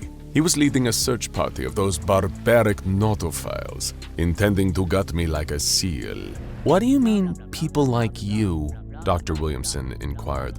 "Free thinkers, of course. People who are unafraid to break from the mold to carve their own path in life instead of following the predetermined route set by that ignorant check valve. The church is built upon a foundation of lies. No one's really a petty officer on this ship. We're all just cabin boys, stumbling around in the dark as we follow the commands of an offhand COB. If you want real power, real freedom, all you have to do is listen for the call of the beast. Open the porthole, and he'll squeeze you right through." Dr. Williamson, feeling rather in over his head, attempted to convince one of his colleagues to take over. When he refused, however, Dr. Williamson continued, "Could you explicate your activities within the harbor and how you arrived there?" "Well, after I got the boatswains off my trail, I found a cave to hide in. I was forced to hide in, yes, forced to hide deep in the cave, which turned out to be a tunnel. Surprisingly, the tunnel led to some coastal community where I took refuge, licking my wounds in the safety of the depths as those zealots stalked the surface. I spent my time preparing, gathering the strength necessary to face them once more, until I was ambushed assaulted within my hideout by a boatswain. I fought for my life as I was forced out into the open and descended upon by a manner of monsters and freaks. All this orchestrated by that scumbag Izzard. I was beaten within an inch of my life before. I'm not quite sure what happened after that. I believe I was knocked unconscious. You'll have to illuminate me on how I came to be in your custody. At this point, the interview began to veer in an odd direction. The boat expressed confusion about the nature of Williamson's questions, specifically how little they related to the subject of sharks and punching them. It was at this point that the site director sought guidance from the Multi-U department. A researcher there informed Williamson about the confusion. SCP-6426 had mistaken the SCP Foundation for another organization, the Shark Punching Center. Dr. Williamson resumed the interview, prepared to play along and keep the boat comfortable. Unfortunately, Williamson was a terrible liar. Yes, we are the Shark Punching Center. We will determine if you are a suitable candidate to carry out the mission to search, punch, and contain salations. This verbal misstep caused SCP-6426 to become suspicious. After a moment, it pieced together the truth and began to throw itself against the wall in a desperate attempt to escape. It was apprehended by security guards, who impaled it with a naval ram and returned the watercraft to its containment cell. The exact reason for its apparent fear and hatred of the Foundation is currently unknown, and the boat has made no attempt to speak since. Currently, SCP-6426 is kept in a 39-meter by 39-meter by 50-meter containment chamber. Beneath the chamber, there is an artificial lava tube. The tugboat has a naval ram through its hull and engine, holding it in place. This ram is checked daily for signs of degradation, as it is the primary force keeping the anomaly immobile. If the ram is ever removed or damaged somehow, a failsafe system will activate, releasing 100 hardtack crackers and 2 pieces of electrum into the containment chamber. This is intended to keep the tugboat occupied until the naval rod can be replaced. If for some reason the naval rod fails and the boat runs out of hardtack to count, well, there will be nowhere on water or land that we can hide. Ask anyone that has been through it, and they'll all tell you the same. That moving home is maybe one of the most stressful things that a normal person can ever experience. It's a logistical nightmare right from the start. The moment you talk to a realtor about being interested in selling your current house and buying another, everything goes downhill from there. After that moment, an avalanche of things comes hurtling towards you. Finding a place you like, making an offer, letting people look around your house, waiting for them to make a counteroffer, exchanging contracts, and that's before you even have thought about packing. And as Milo had learned, doing all of that on your own only makes the stress of moving feel all the more potent. But he had finally made it. After a constant back and forth with his realtor, the time had come for him to pack up all of his worldly possessions and relocate to a brand new place to call home. He had felt it was long overdue for him to get a change of scenery, and luckily, just the right place had come onto the market to answer that call. It was a pretty big house, bigger than Milo's previous home, but considerably cheaper. In fact, he thought it had been significantly undervalued. The house had an almost Victorian-era feel to it, all beautifully carved and varnished woodwork and creaky old floorboards, but in more of an elegant, refined sort of way, rather than a creepier one. That's not to say Milo's new place wasn't without its more unsettling elements. Aside from being big, spacious, and easy to imagine as being haunted, the creepiest thing about the house, aside from its frighteningly low price, was the story of what happened to the previous owners. Obviously, you know that legally we have to disclose whether or not anyone died on this property, the realtor had explained, wearing a forced grin as she showed Milo around the house. Hearing that sentence, he could feel the hairs on the back of his neck stand up. Someone died here? He asked in disbelief. No, of course not, sir. The realtor instantly walked back her statement, less in an effort to ease her client's nerves, but more to ensure that she still closed the deal and earned her commission bonus. Then why the hell would you start a sentence like that? Milo asked. We just have to give full disclosure, but I assure you, the previous residents didn't die on the grounds of this house. She gave that fake smile again. It was pretty ineffectual at reassuring him. So, what happened to the last owner? Well, it's a bit of a mystery, to be honest. A local legend, if you like. But hey, that gives the place more flavor, hearing some spooky history, right? Think of what a conversation starter that will be. The realtor ended her sentence with a forced snorting laugh, but reined it back in when she realized Milo wasn't laughing with her. As far as I know, there used to be an older couple living here, the Shaws. They were apparently very quiet, reclusive, kept to themselves a lot. I'm sure you know the type. Milo couldn't help but notice she shot him a look as she said that part, as if she was silently passing judgment on the fact he was planning on moving in alone. But they used to spend a lot of time tending the garden out front, so their neighbors would see them pretty frequently, which meant they were all okay and no one had any bad mishaps in the house. You know how old folks can be, such a worry when they get to that age. Yeah, totally, Milo interjected, aware the realtor was stalling. He repeated, "So, what actually happened to them?" "Well, that's the thing," she shrugged. "Nobody knows the full story. One day, the neighbors across the street noticed they hadn't seen Mr. and Mrs. Shaw for quite a while, so naturally they came on over here to see if they were in, and the last thing they wanted was to assume everything was hunky-dory here. I mean, hey, better safe than sorry, right? But once they got inside, they couldn't find either of them. Mr. and Mrs. Shaw were just gone, vanished without a trace. Most people on the street thought they had just sold the place, kept it quiet and moved away, retired to somewhere nice and exotic." "Oh, well, that sounds nice, I suppose," Milo replied, relieved to hear that there hadn't been any brutal unsolved murders in the house, and that it most likely wasn't haunted. "That's just what the neighbors think anyway," the realtor continued.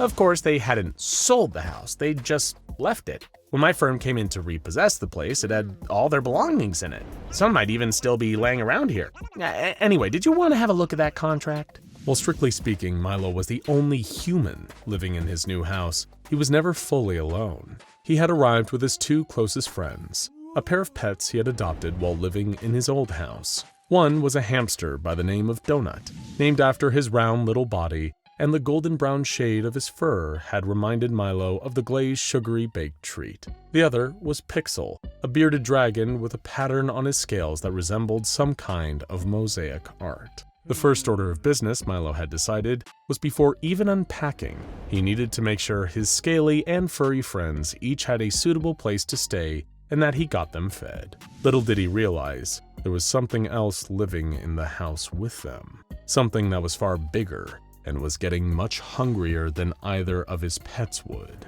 Looking around the house, Milo stumbled across a few boxes that he hadn't brought with him. Like the realtor had said, the Shaws still had some of their possessions left lying around the place. Most of it was useless to Milo. Old man's clothes or a set of knitting needles and rolls of colorful thread. It was those particular clues that seemed to imply Mrs. Shaw had a lot of free time on her hands and maybe took up knitting as a hobby during retirement. Of course, the bigger clue was the huge handmade blanket that Milo found draped over some of the remaining boxes in the attic. He wasn't exactly well versed in knitwear, but he could appreciate the craft behind this soft blanket. It clearly had a lot of time and effort put into making it, painstakingly knitting each and every individual thread, looping it around a pair of steel needles, and eventually, after hours of wearing out shaking, bony fingers, produce something that actually looked quite nice. Even though the idea of sitting and knitting a blanket might have been one of the most boring uses of time Milo could imagine, he still had to admit he was surprised that the Shaws had left this particular piece of bedding behind. It seemed like it would be pretty comfy to sleep under, and might help keep a person warm at night now that the colder seasons were approaching. What's more was that the blanket was clean, almost like it had been freshly washed. There was no old person smell on it, no dirt or discoloration, not a stain, and it hadn't even accumulated any dust in its fibers. In fact, he noticed that there was hardly any dust at all up in the attic, despite the house being empty for so long. He assumed the realtors had hired someone as a caretaker while they found a buyer for the place, and they had kept the place clean. After all, what other conclusion could they have possibly drawn? It's not as if something had eaten all the dust. That would be absurd. He'd have a sort through of the Shaw's leftovers later, maybe sell some of it off at a local yard sale or give it to a thrift store. But that blanket might come in handy when it started snowing, so Milo had half a mind to keep it. Now, part of what makes moving home such a stressful life experience isn't just all the logistical and administrative parts of the process. It's only made worse by the fact that it takes forever to move into a new house fully. That's the part everyone always forgets about. The months after a move, when you're forced to live amongst towers of cardboard boxes, all your worldly possessions buried deep within them, and you can never remember which crate anything is in when you urgently need it. So realizing it would take him much longer to unpack all of his things, Milo set about making sure he had everything that Donut and Pixel would need already to hand. The latter of his two pets, the bearded dragon, usually spent most of his days in a spacious glass tank. Milo didn't love the idea of keeping either of his two best buds so confined, but Pixel never went very far anyway, content to lay under a heat lamp almost perfectly still for most of the day. Donut, on the other hand, was much more of a free spirit. The tiny brown hamster physically could not stay still, and most days seemed to be filled with more energy than Milo was. As a result, he let the little guy roll about inside a little plastic ball all day long, until his little hamster feet gave out. And now Donut had much more space to zip around inside his ball, so while he entertained himself, Milo could focus on what needed fixing, cleaning, and generally improving around the house. It didn't take him long to realize, however, that the realtors had pulled a bit of a fast one on him. Despite the absolute steal of a price that Milo had been offered, it quickly became clear that the unknown fate of the previous residents wasn't the only detail about the house that had been conveniently kept hidden. The place was in dire need of repair, with a lot of the old woodwork rapidly rotting away. If left unchecked, parts of the house could collapse and come apart at the seams. To make matters worse, the boiler was an ancient iron monstrosity that was barely able to produce warm water, which would quickly become an even bigger problem when the weather started to get colder. Then, to top off the trifecta of unforeseen issues and teething problems with his new place, Milo couldn't sleep.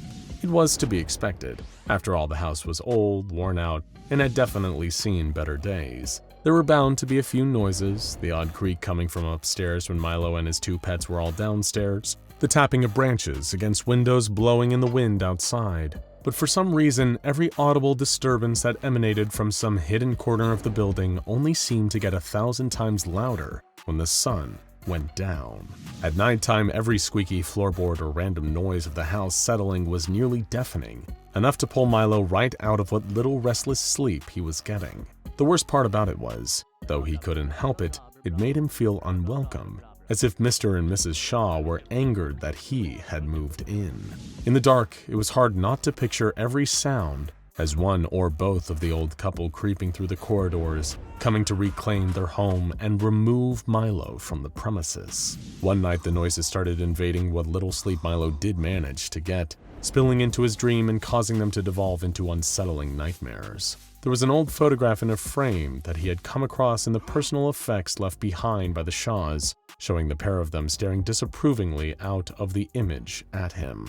Now, thanks to the creaking wooden structure of the house and the sounds it made at night, Milo was seeing the old couple in every bad dream he had. Both their faces were locked in those same still, frozen expressions of contempt as they tried to exorcise him like an interloper on their property.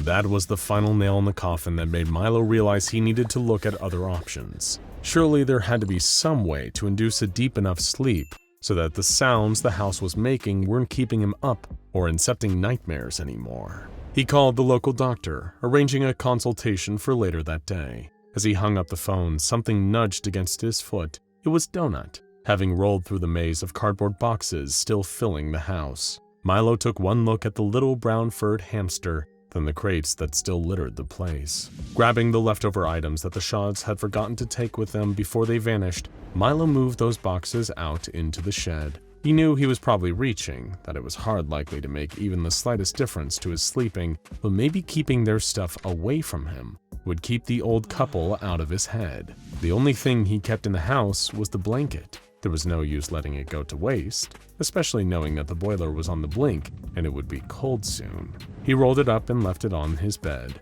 leaving his more mobile pet in the same room before heading out to see the doctor. When Milo got back, a bottle of prescription sleeping pills in his pocket, he couldn't help but notice his room seemed different. The blanket looked like it had fallen off the bed and onto the floor for one. But more worryingly, Donut's plastic travel ball had been split open, laying in pieces on the ground, with its furry little occupant nowhere to be seen. Over the next few hours, Milo searched every corner of the house, calling out to his hamster, trying to lure it back with more morsels of food. But Donut didn't seem to be anywhere. He wasn't even underneath the knitted blanket. Still, there was no sign.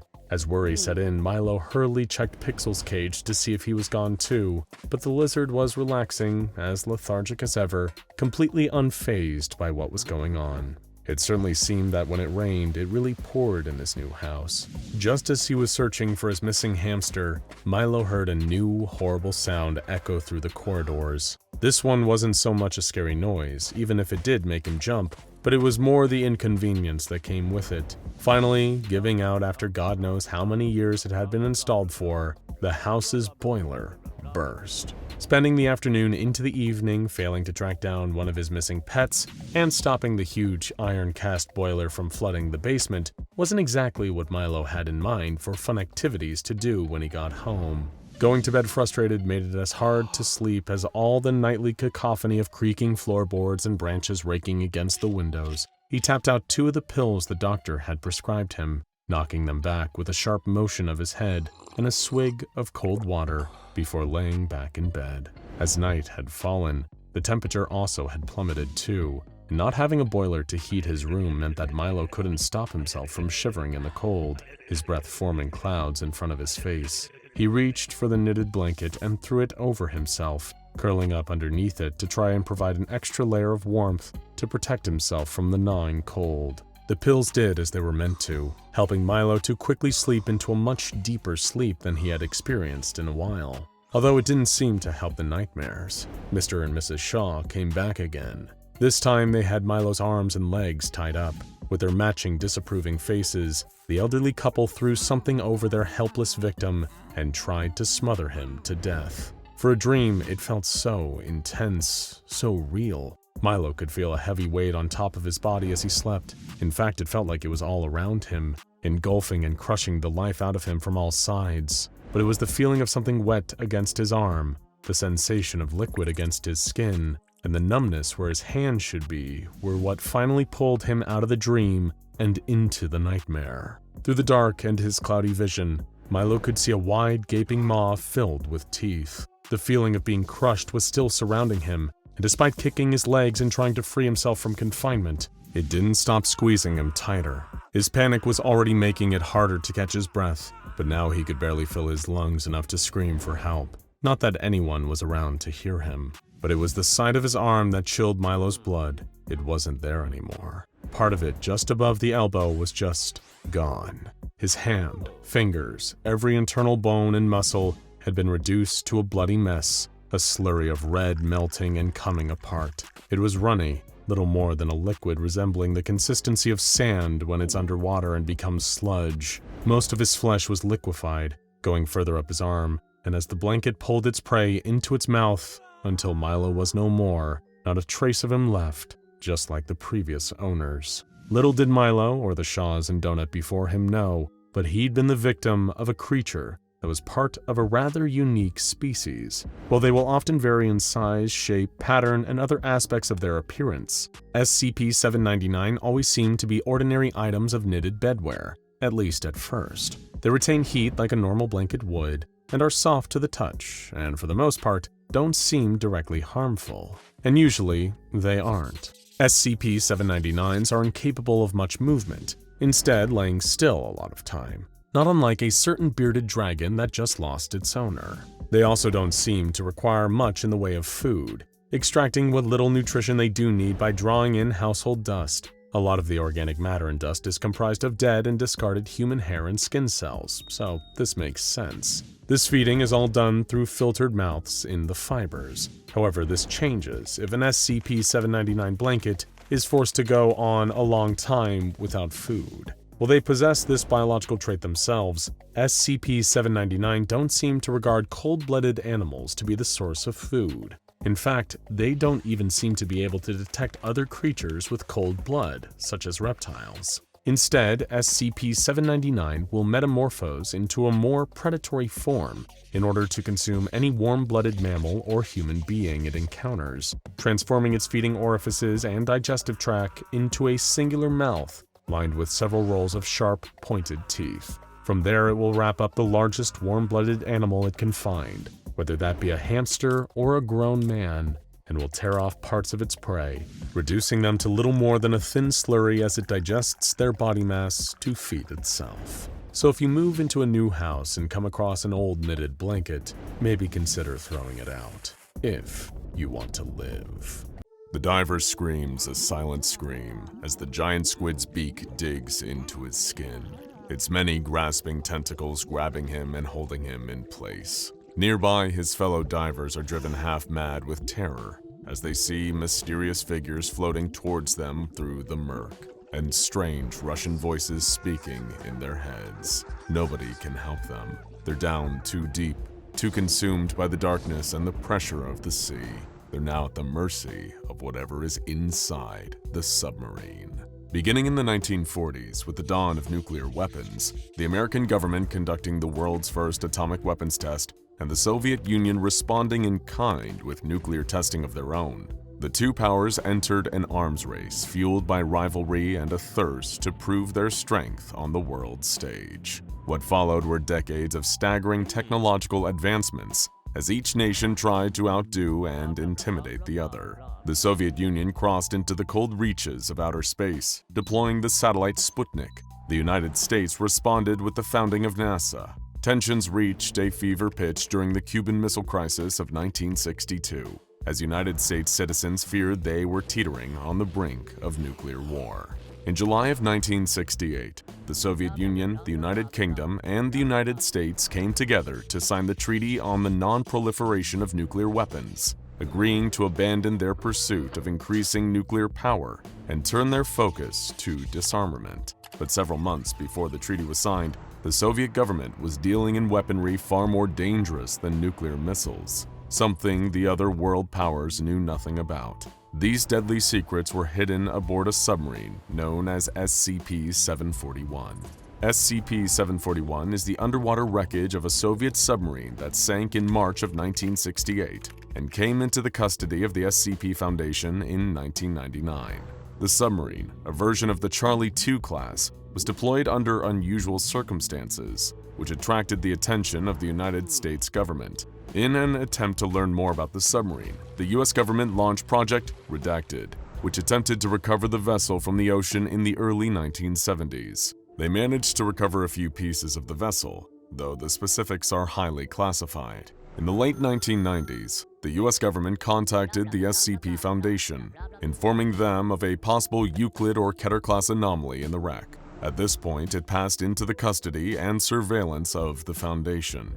The submarine is on the ocean floor, broken into 3 pieces. The hull was broken into bits during Project Redacted recovery attempt, but was largely intact when it first sank, except for 2 holes, one just in front of the sail and one just below the starboard missile tubes. Apparently, the vessel sank rapidly due to flooding after an enemy missile strike, which occurred while it was surfacing. Though all parts of the submarine are accounted for, no members of the crew have been located. Additionally, none of the emergency escape equipment on board has been used, raising further questions about what became of the crew.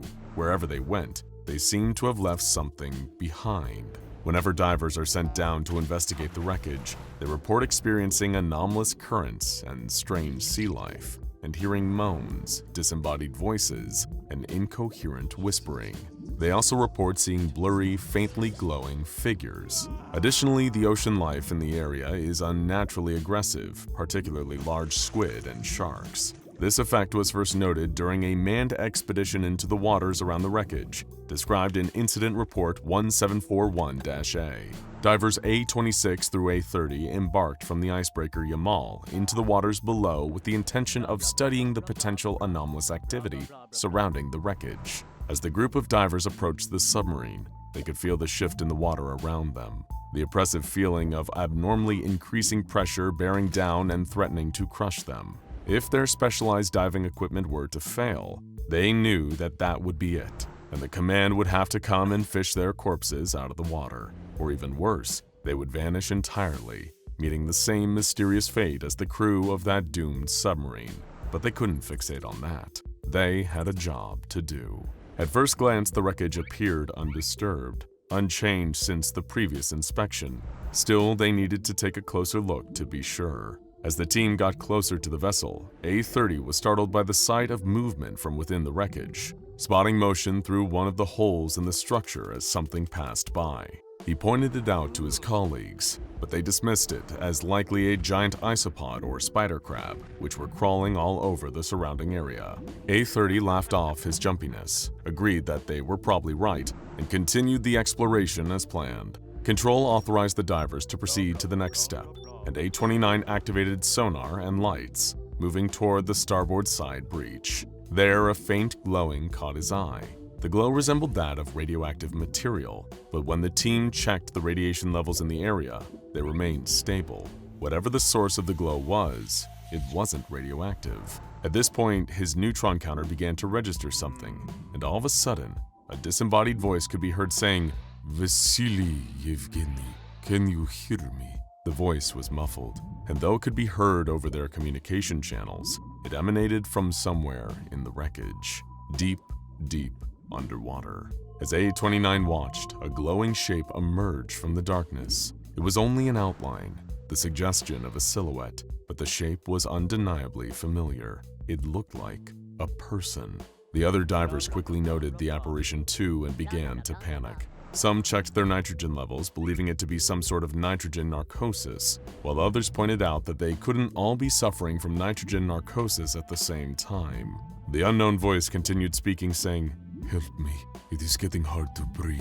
The divers debated what to do next, questioning whether what they were seeing was even real, when all at once, the humanoid figure vanished from sight. The divers attempted to shake off the startling encounter, and they resumed their duties, the investigation proceeding as normal. After a few moments of uneventful work, another interruption presented itself in the form of a 5-meter-long squid swimming around the wreckage. Its presence startled the divers at first, particularly those closest to the animal, but the others encouraged them to ignore it, citing the fact that there are no records of these squid attacking humans. So they did, continuing their work as the squids circled them with apparent curiosity. A-27 spotted an unusual shell below the wreckage, notably large and difficult to identify, and Control requested that they bring it up to the surface for further inspection by a marine biologist. The diver began attaching haul cables to the shell as the squid crept closer and closer. All of a sudden, A-26 screamed, and there was a sudden bloom of blood in the water. The squid, despite it being uncharacteristic behavior for its species, attacked the diver, biting him savagely. Prompted by cries for help from the diving team, Control began to reel A-26 back towards the surface, proceeding slowly to give him decompression time, and the squid took advantage of the slow retreat. It chased after the diver, grabbing hold of him and biting down again, tearing away at him as it gripped him in its tentacles. Still, Control continued reeling him in, hoping to free him from the squid's grasp as they yanked him to the surface. The other divers were ordered to get themselves out of there as fast as possible, an order they gladly obeyed. As they swam back to the surface, A-30 saw something else moving in the depths. He couldn't make out what it was, but the sight of it gave him a sick feeling of dread deep in the pit of his stomach. The 4 divers were recovered alive, along with the shell. Examination of the shell indicated that it resembled that of the extinct orthoconic nautiloids, but it was not fossilized. It was taken for further study, given the possible implication of extinct species anomalously manifesting in the vicinity of SCP-714. Diver A-26 lost a limb and was exposed to an unknown venom via bites from the attacking squid. His camera was destroyed in the process. As squid are not known to attack humans unprovoked, this behavior has been attributed to the influence of SCP-741, though the exact link between the two is yet to be determined. An anomalous pressure gradient surrounds the wreck with a radius of approximately 250 meters, starting around the center of the submarine. The pressure in this area is much greater than it should be, given the depth of the waters there. This unusually high pressure makes sonar analysis extremely difficult, as well as threatening the safety of any divers in the vicinity of the wreck. The few records that the Foundation has managed to obtain from the Russian and US governments indicate that the submarine was being used to transport some sort of secret cargo. Though the specifics of this cargo are still unknown, there is reason to believe that it differed from any type of nuclear or chemical weaponry. On a date redacted from official files, The SCP's Basisti was patrolling the area around SCP-741 when its sonar detected some unknown entity approaching SCP-741 from the south at a pace of 46 knots. The crew compared the acoustic signature of the contact with known submarines and torpedoes, but could not find a match. The Basisti attempted to reach the contact via sonobuoy drops and active sonar pings, but it did not respond. When the contact crossed into the total underwater exclusion zone, it became classified as hostile. At that point, the sonar recorded sounds of an undersea missile launch, and Basisti responded with the utmost urgency. The ship broke away from its original area and fired a Type 53 torpedo at the underwater threat. 15 seconds after the Basisti launched its torpedo, missiles of an unidentified configuration were seen breaking the water, flying at a height of 1.8 meters and a velocity of 0.92 Mach. The missiles did not emit any detectable radar, nor did they respond to any launch chaff or flares from the Basisti. Both of the missiles were engaged by Basisti's 3KN-5 Kinsul surface-to-air missiles and Kashtan point defense systems, and were destroyed at 1,800 meters and 210 meters from impact, respectively. After the missiles were neutralized, the hostile vessel could be heard engaging in evasive maneuvers. At this point, there were 4 closely spaced explosions and the sound of a submarine disintegrating. The identity of the attacker, as well as its intention toward SCP-741, have not yet been determined. The incident resulted in the Foundation research team suggesting an expansion of the acoustic sensor net, as well as additional patrol and defense assets placed in the area. Additionally, they advised an acquisition of undersea retaliatory capability. The incident was classified Incident 1741-C. The sonar recordings from the SCP's Basisti during Incident 1741-C were taken for further analysis by the research team. The in-depth review revealed anomalous acoustic signatures that did not match up with any known forms of propulsion, including magneto-hydrodynamic drive. Currently, the nature of the unidentified attacker remains a mystery, and it has not been attributed to any particular government or organization. Following the incident involving the SCP's Basisti, an American intelligence agent reached out to the Foundation, offering further insight into the secretive government programs looking into SCP-741. He agreed to sit for an interview with a Foundation researcher assigned to the project, on the condition that his identity remain protected. The SCP researcher's name is absent from the official file as well. The two men sat in a Foundation interview room, and the interviewer asked his informant why he chose to come forward, given the US government had simply chosen to sit on this information for 30 years. You've seen those reports. Project Redacted. Nah, we know that part too. How the directors didn't make the connection is beyond me. That and the stuff the Redacted pulled up? Yeah, the other part you don't hear about is what some of the research team died of. And the crewmen we buried?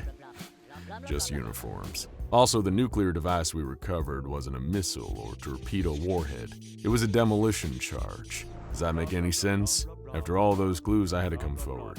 Why the directorate didn't is something I can't fully explain. This particular statement puzzled the Foundation researcher, raising questions he hadn't anticipated. Only uniforms? Did this mean that the sub had been unmanned? The informant replied, No, not unmanned. There were no bodies, but personal effects were everywhere, along with uniforms. There was some blood, human.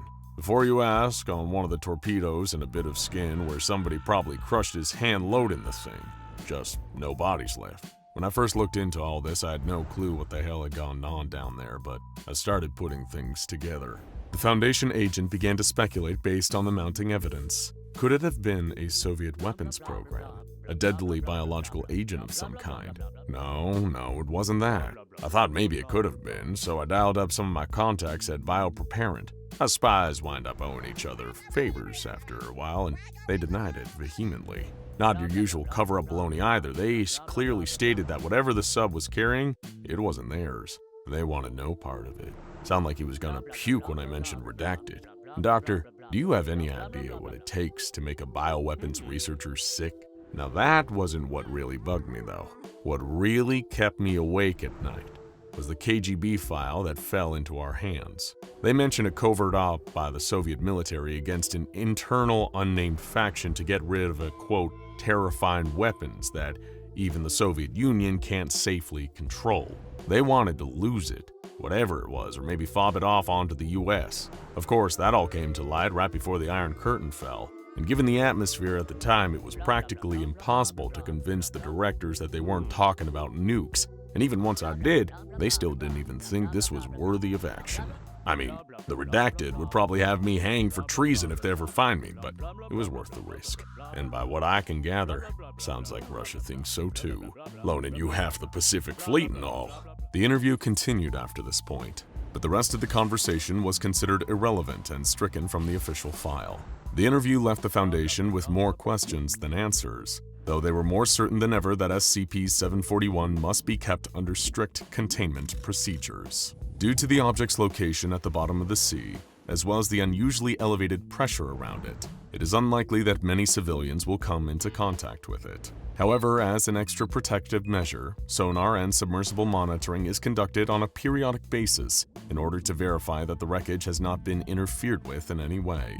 The Foundation contracted Russian warships, SCP Spasisti and Krasnoyarsk, has been selected for this purpose. If any unauthorized activity occurs in the area surrounding SCP-741, nuclear and conventional missiles may be deployed. Any movement of SCP-741 is grounds for an immediate nuclear strike. Whatever secrets SCP-741 holds, whatever it was transporting that was even more of an uncontrollable threat than nuclear warfare, they're better left alone down there, at the bottom of the sea.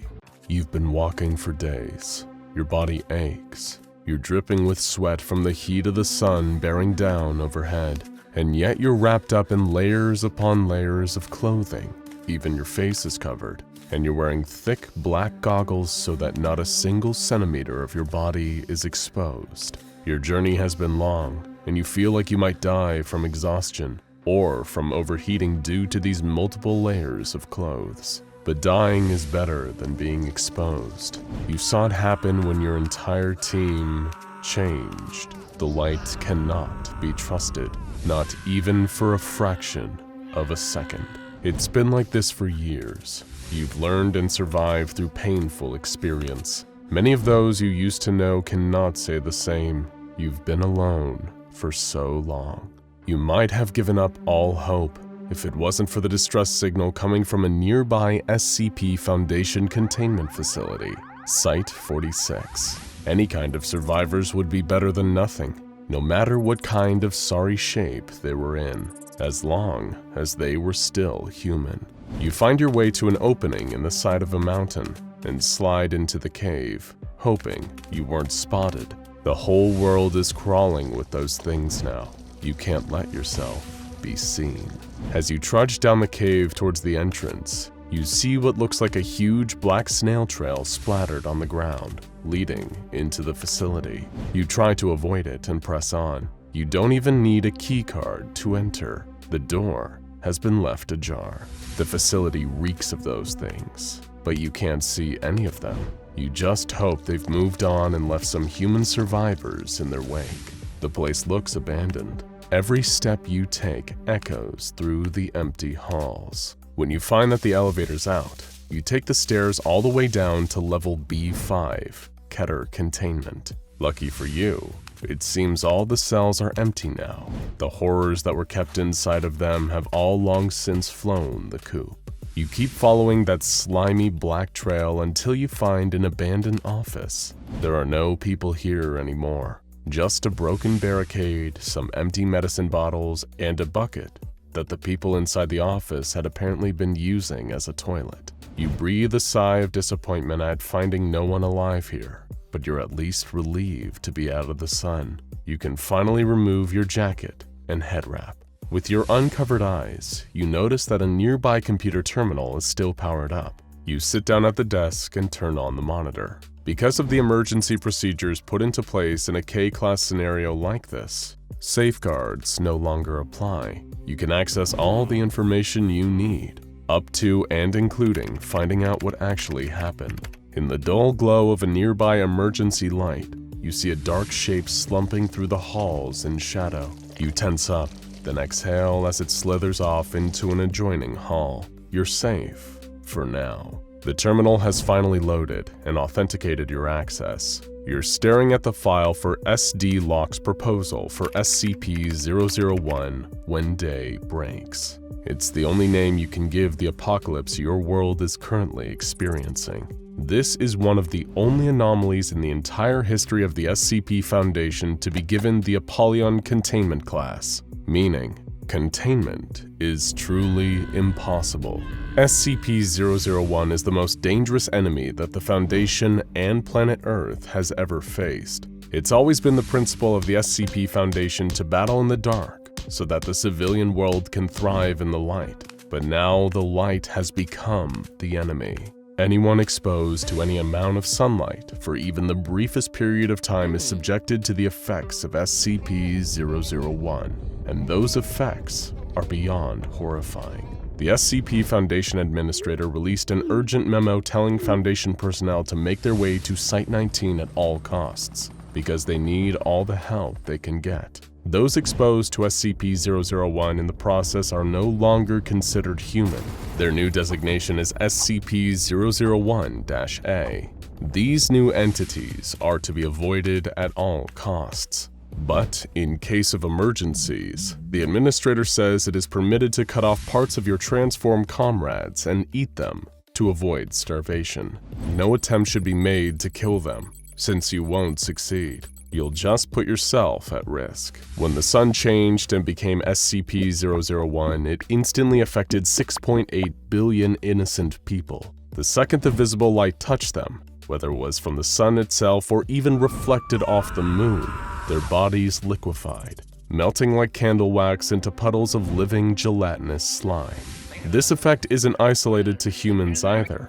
Any biological entity exposed to sunlight immediately underwent the same irreversible melting process into SCP-001-A, and the horror had only just begun. People transformed into SCP-001-A will remain shades of their former intelligence and personality. They may even try to will their new gooey mass into a shape resembling their original form.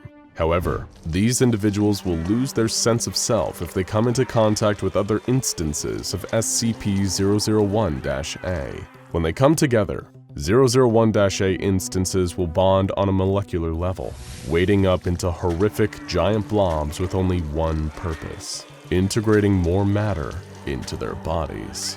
That's why they have to be avoided at all costs. You continue to search the computer terminal for answers. Perhaps there was some kind of contingency plan put in place for this, some way to reverse the effects, or at least escape the nightmare Earth has become. Instead, you find a series of attachments linked to the SCP-001 file, detailing what seems to be the last days of the people who barricaded themselves in the facility. Most prominent among these were researcher Dr. Logan Igata, her partner Ari, a security officer named Commander Anad, and a few others. Dr. Igata had locked herself in the office, where she recorded her final messages to the world. In the first audio log, Dr. Igata and her companions seemed afraid, but hopeful that there may be some way out of this situation. Dr. Igata reported that most of the workers at the facility were transformed during the initial event. Their melted bodies had fused outside the facility, and now they were trying to bust their way back in. The defenses had held so far though, and they seemed confident they would hold long enough for them to figure out a way to escape this awful situation. You open the second attachment, an incident report, and realize things may not have been as hopeful as Dr. Igata let on. She reported hearing the huge mass of melted creatures hammering on the door outside again, begging for them to come out and experience the sun with them. They wanted desperately to add to their ever-growing biomass. In order to experiment with what exactly would happen, they sent out one of their few remaining D-classes wearing a full protective suit. He didn't last long. The huge creature grabbed him with tentacles made of reconstituted flesh. It began ripping off his protective suit as he screamed for mercy. It was a monster made of dozens of people and animals. He could never overpower it. The second the sun touched his skin, he melted away and was absorbed by the great mass holding him in place. Guns were ineffective against these SCP-001-A super entities. Fire would do no good. It seemed that extremely low temperatures were the only way to slow the immense blobs down. And even then, not permanently. There was one ray of light in the darkness. The site director had a secret tunnel underneath his office, connected to a tram that could hopefully take them directly to Site-19 without risk of SCP-001 exposure. It was a good plan, and by far the best option they had available to them.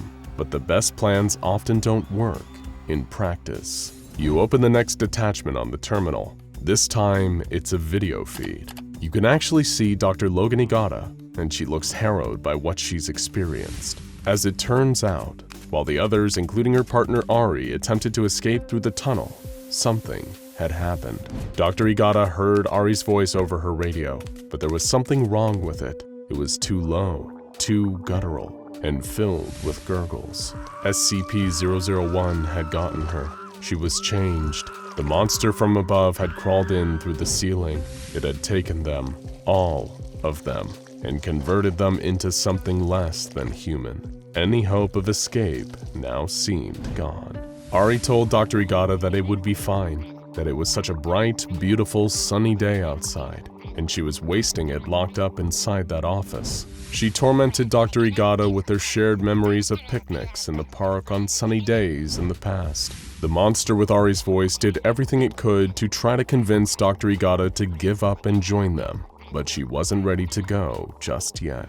You look away from the screen when you hear a sound in the corner. You see a dark puddle of some unknown substance, and then some skeletal hands rising out of it. The hands are pulling themselves out of the puddle, followed by a skeletal face covered in matted hair. You have to stop yourself from screaming, until a flash from a nearby security light makes the figure disappear. It's a normal puddle once again. Your mind is playing tricks on you. You open the next attachment, another video, and see that Dr. Igata's condition has deteriorated. She looked pale, frantic, and thin. She was using a knife to draw her own blood onto a piece of blood-stained parchment covered in strange symbols. Igata ranted about her theory. What if 001 took the minds and bodies of its victims, but not their souls? Through performing some kind of arcane blood ritual, she hoped to at least rescue and keep the soul of Ari, even if her mind and body were lost. You open the next attachment. It seemed that Agata's ritual worked, but not in the way she hoped. The twisted soul of Ari, driven mad by SCP-001, had taken over the file. It begins corrupting the text of the SCP-001 file into crazy ranting about how futile it is to fight. It then cuts to an even more frightening video feed. Dr. Igata, in her sleep, tossing and turning in a makeshift bed in the corner of her office. The camera approaches her, in first person, and lingers over her sleeping body. An oily skeletal hand reaches past the camera and runs its fingers through Dr. Igata's hair. It's that exact same hand you saw reaching out of that black puddle earlier. You must have seen Ari's lingering spirit. With a lump in your throat, you open the next attachment and watch the video. You see Dr. Igata, now truly broken. She'd been haunted by Ari's demonic spirit for a long time now, and it has clearly taken its toll. She is waving around a handgun while she speaks. She now believes there's only one way to escape, but not like this. She doesn't want the gun to draw attention to her body. She doesn't want to become part of that mass, even if she is dead. She opens a drawer on her desk she's recording at and places the gun inside. Dr. Igata then apologizes to her loved ones who are likely long since dead or assimilated and turns off the recording for the last time.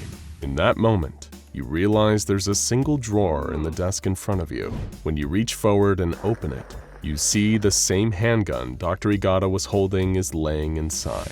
You pick it up and study it, weighing your options. Perhaps there truly is no other way out. Then you see an update on the file. One more attachment has been added while you were studying the gun. You feel your heart pounding in your chest as you reach forward and open the attachment. The text has been changed entirely. The file on SCP-001 is now a poem, an ode to the sun and to ultimate togetherness. Then a video file spontaneously opens itself on the screen. It's a video of you, shot from behind.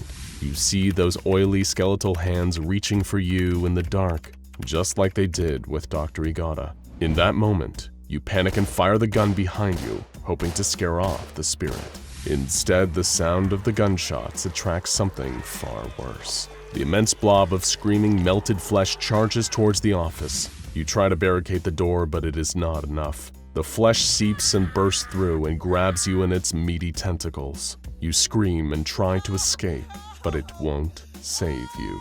Nothing will save you. The flesh carries you upstairs, out through the empty halls, out into the cave. You can see the light in the distance as the blob ferries you towards it. You won't be alone for much longer. In fact, you won't be alone ever again. Now check out SCP-001, the Scarlet King, and SCP-001, which is the real 001, for more deep dives into SCP-001 mysteries and lore.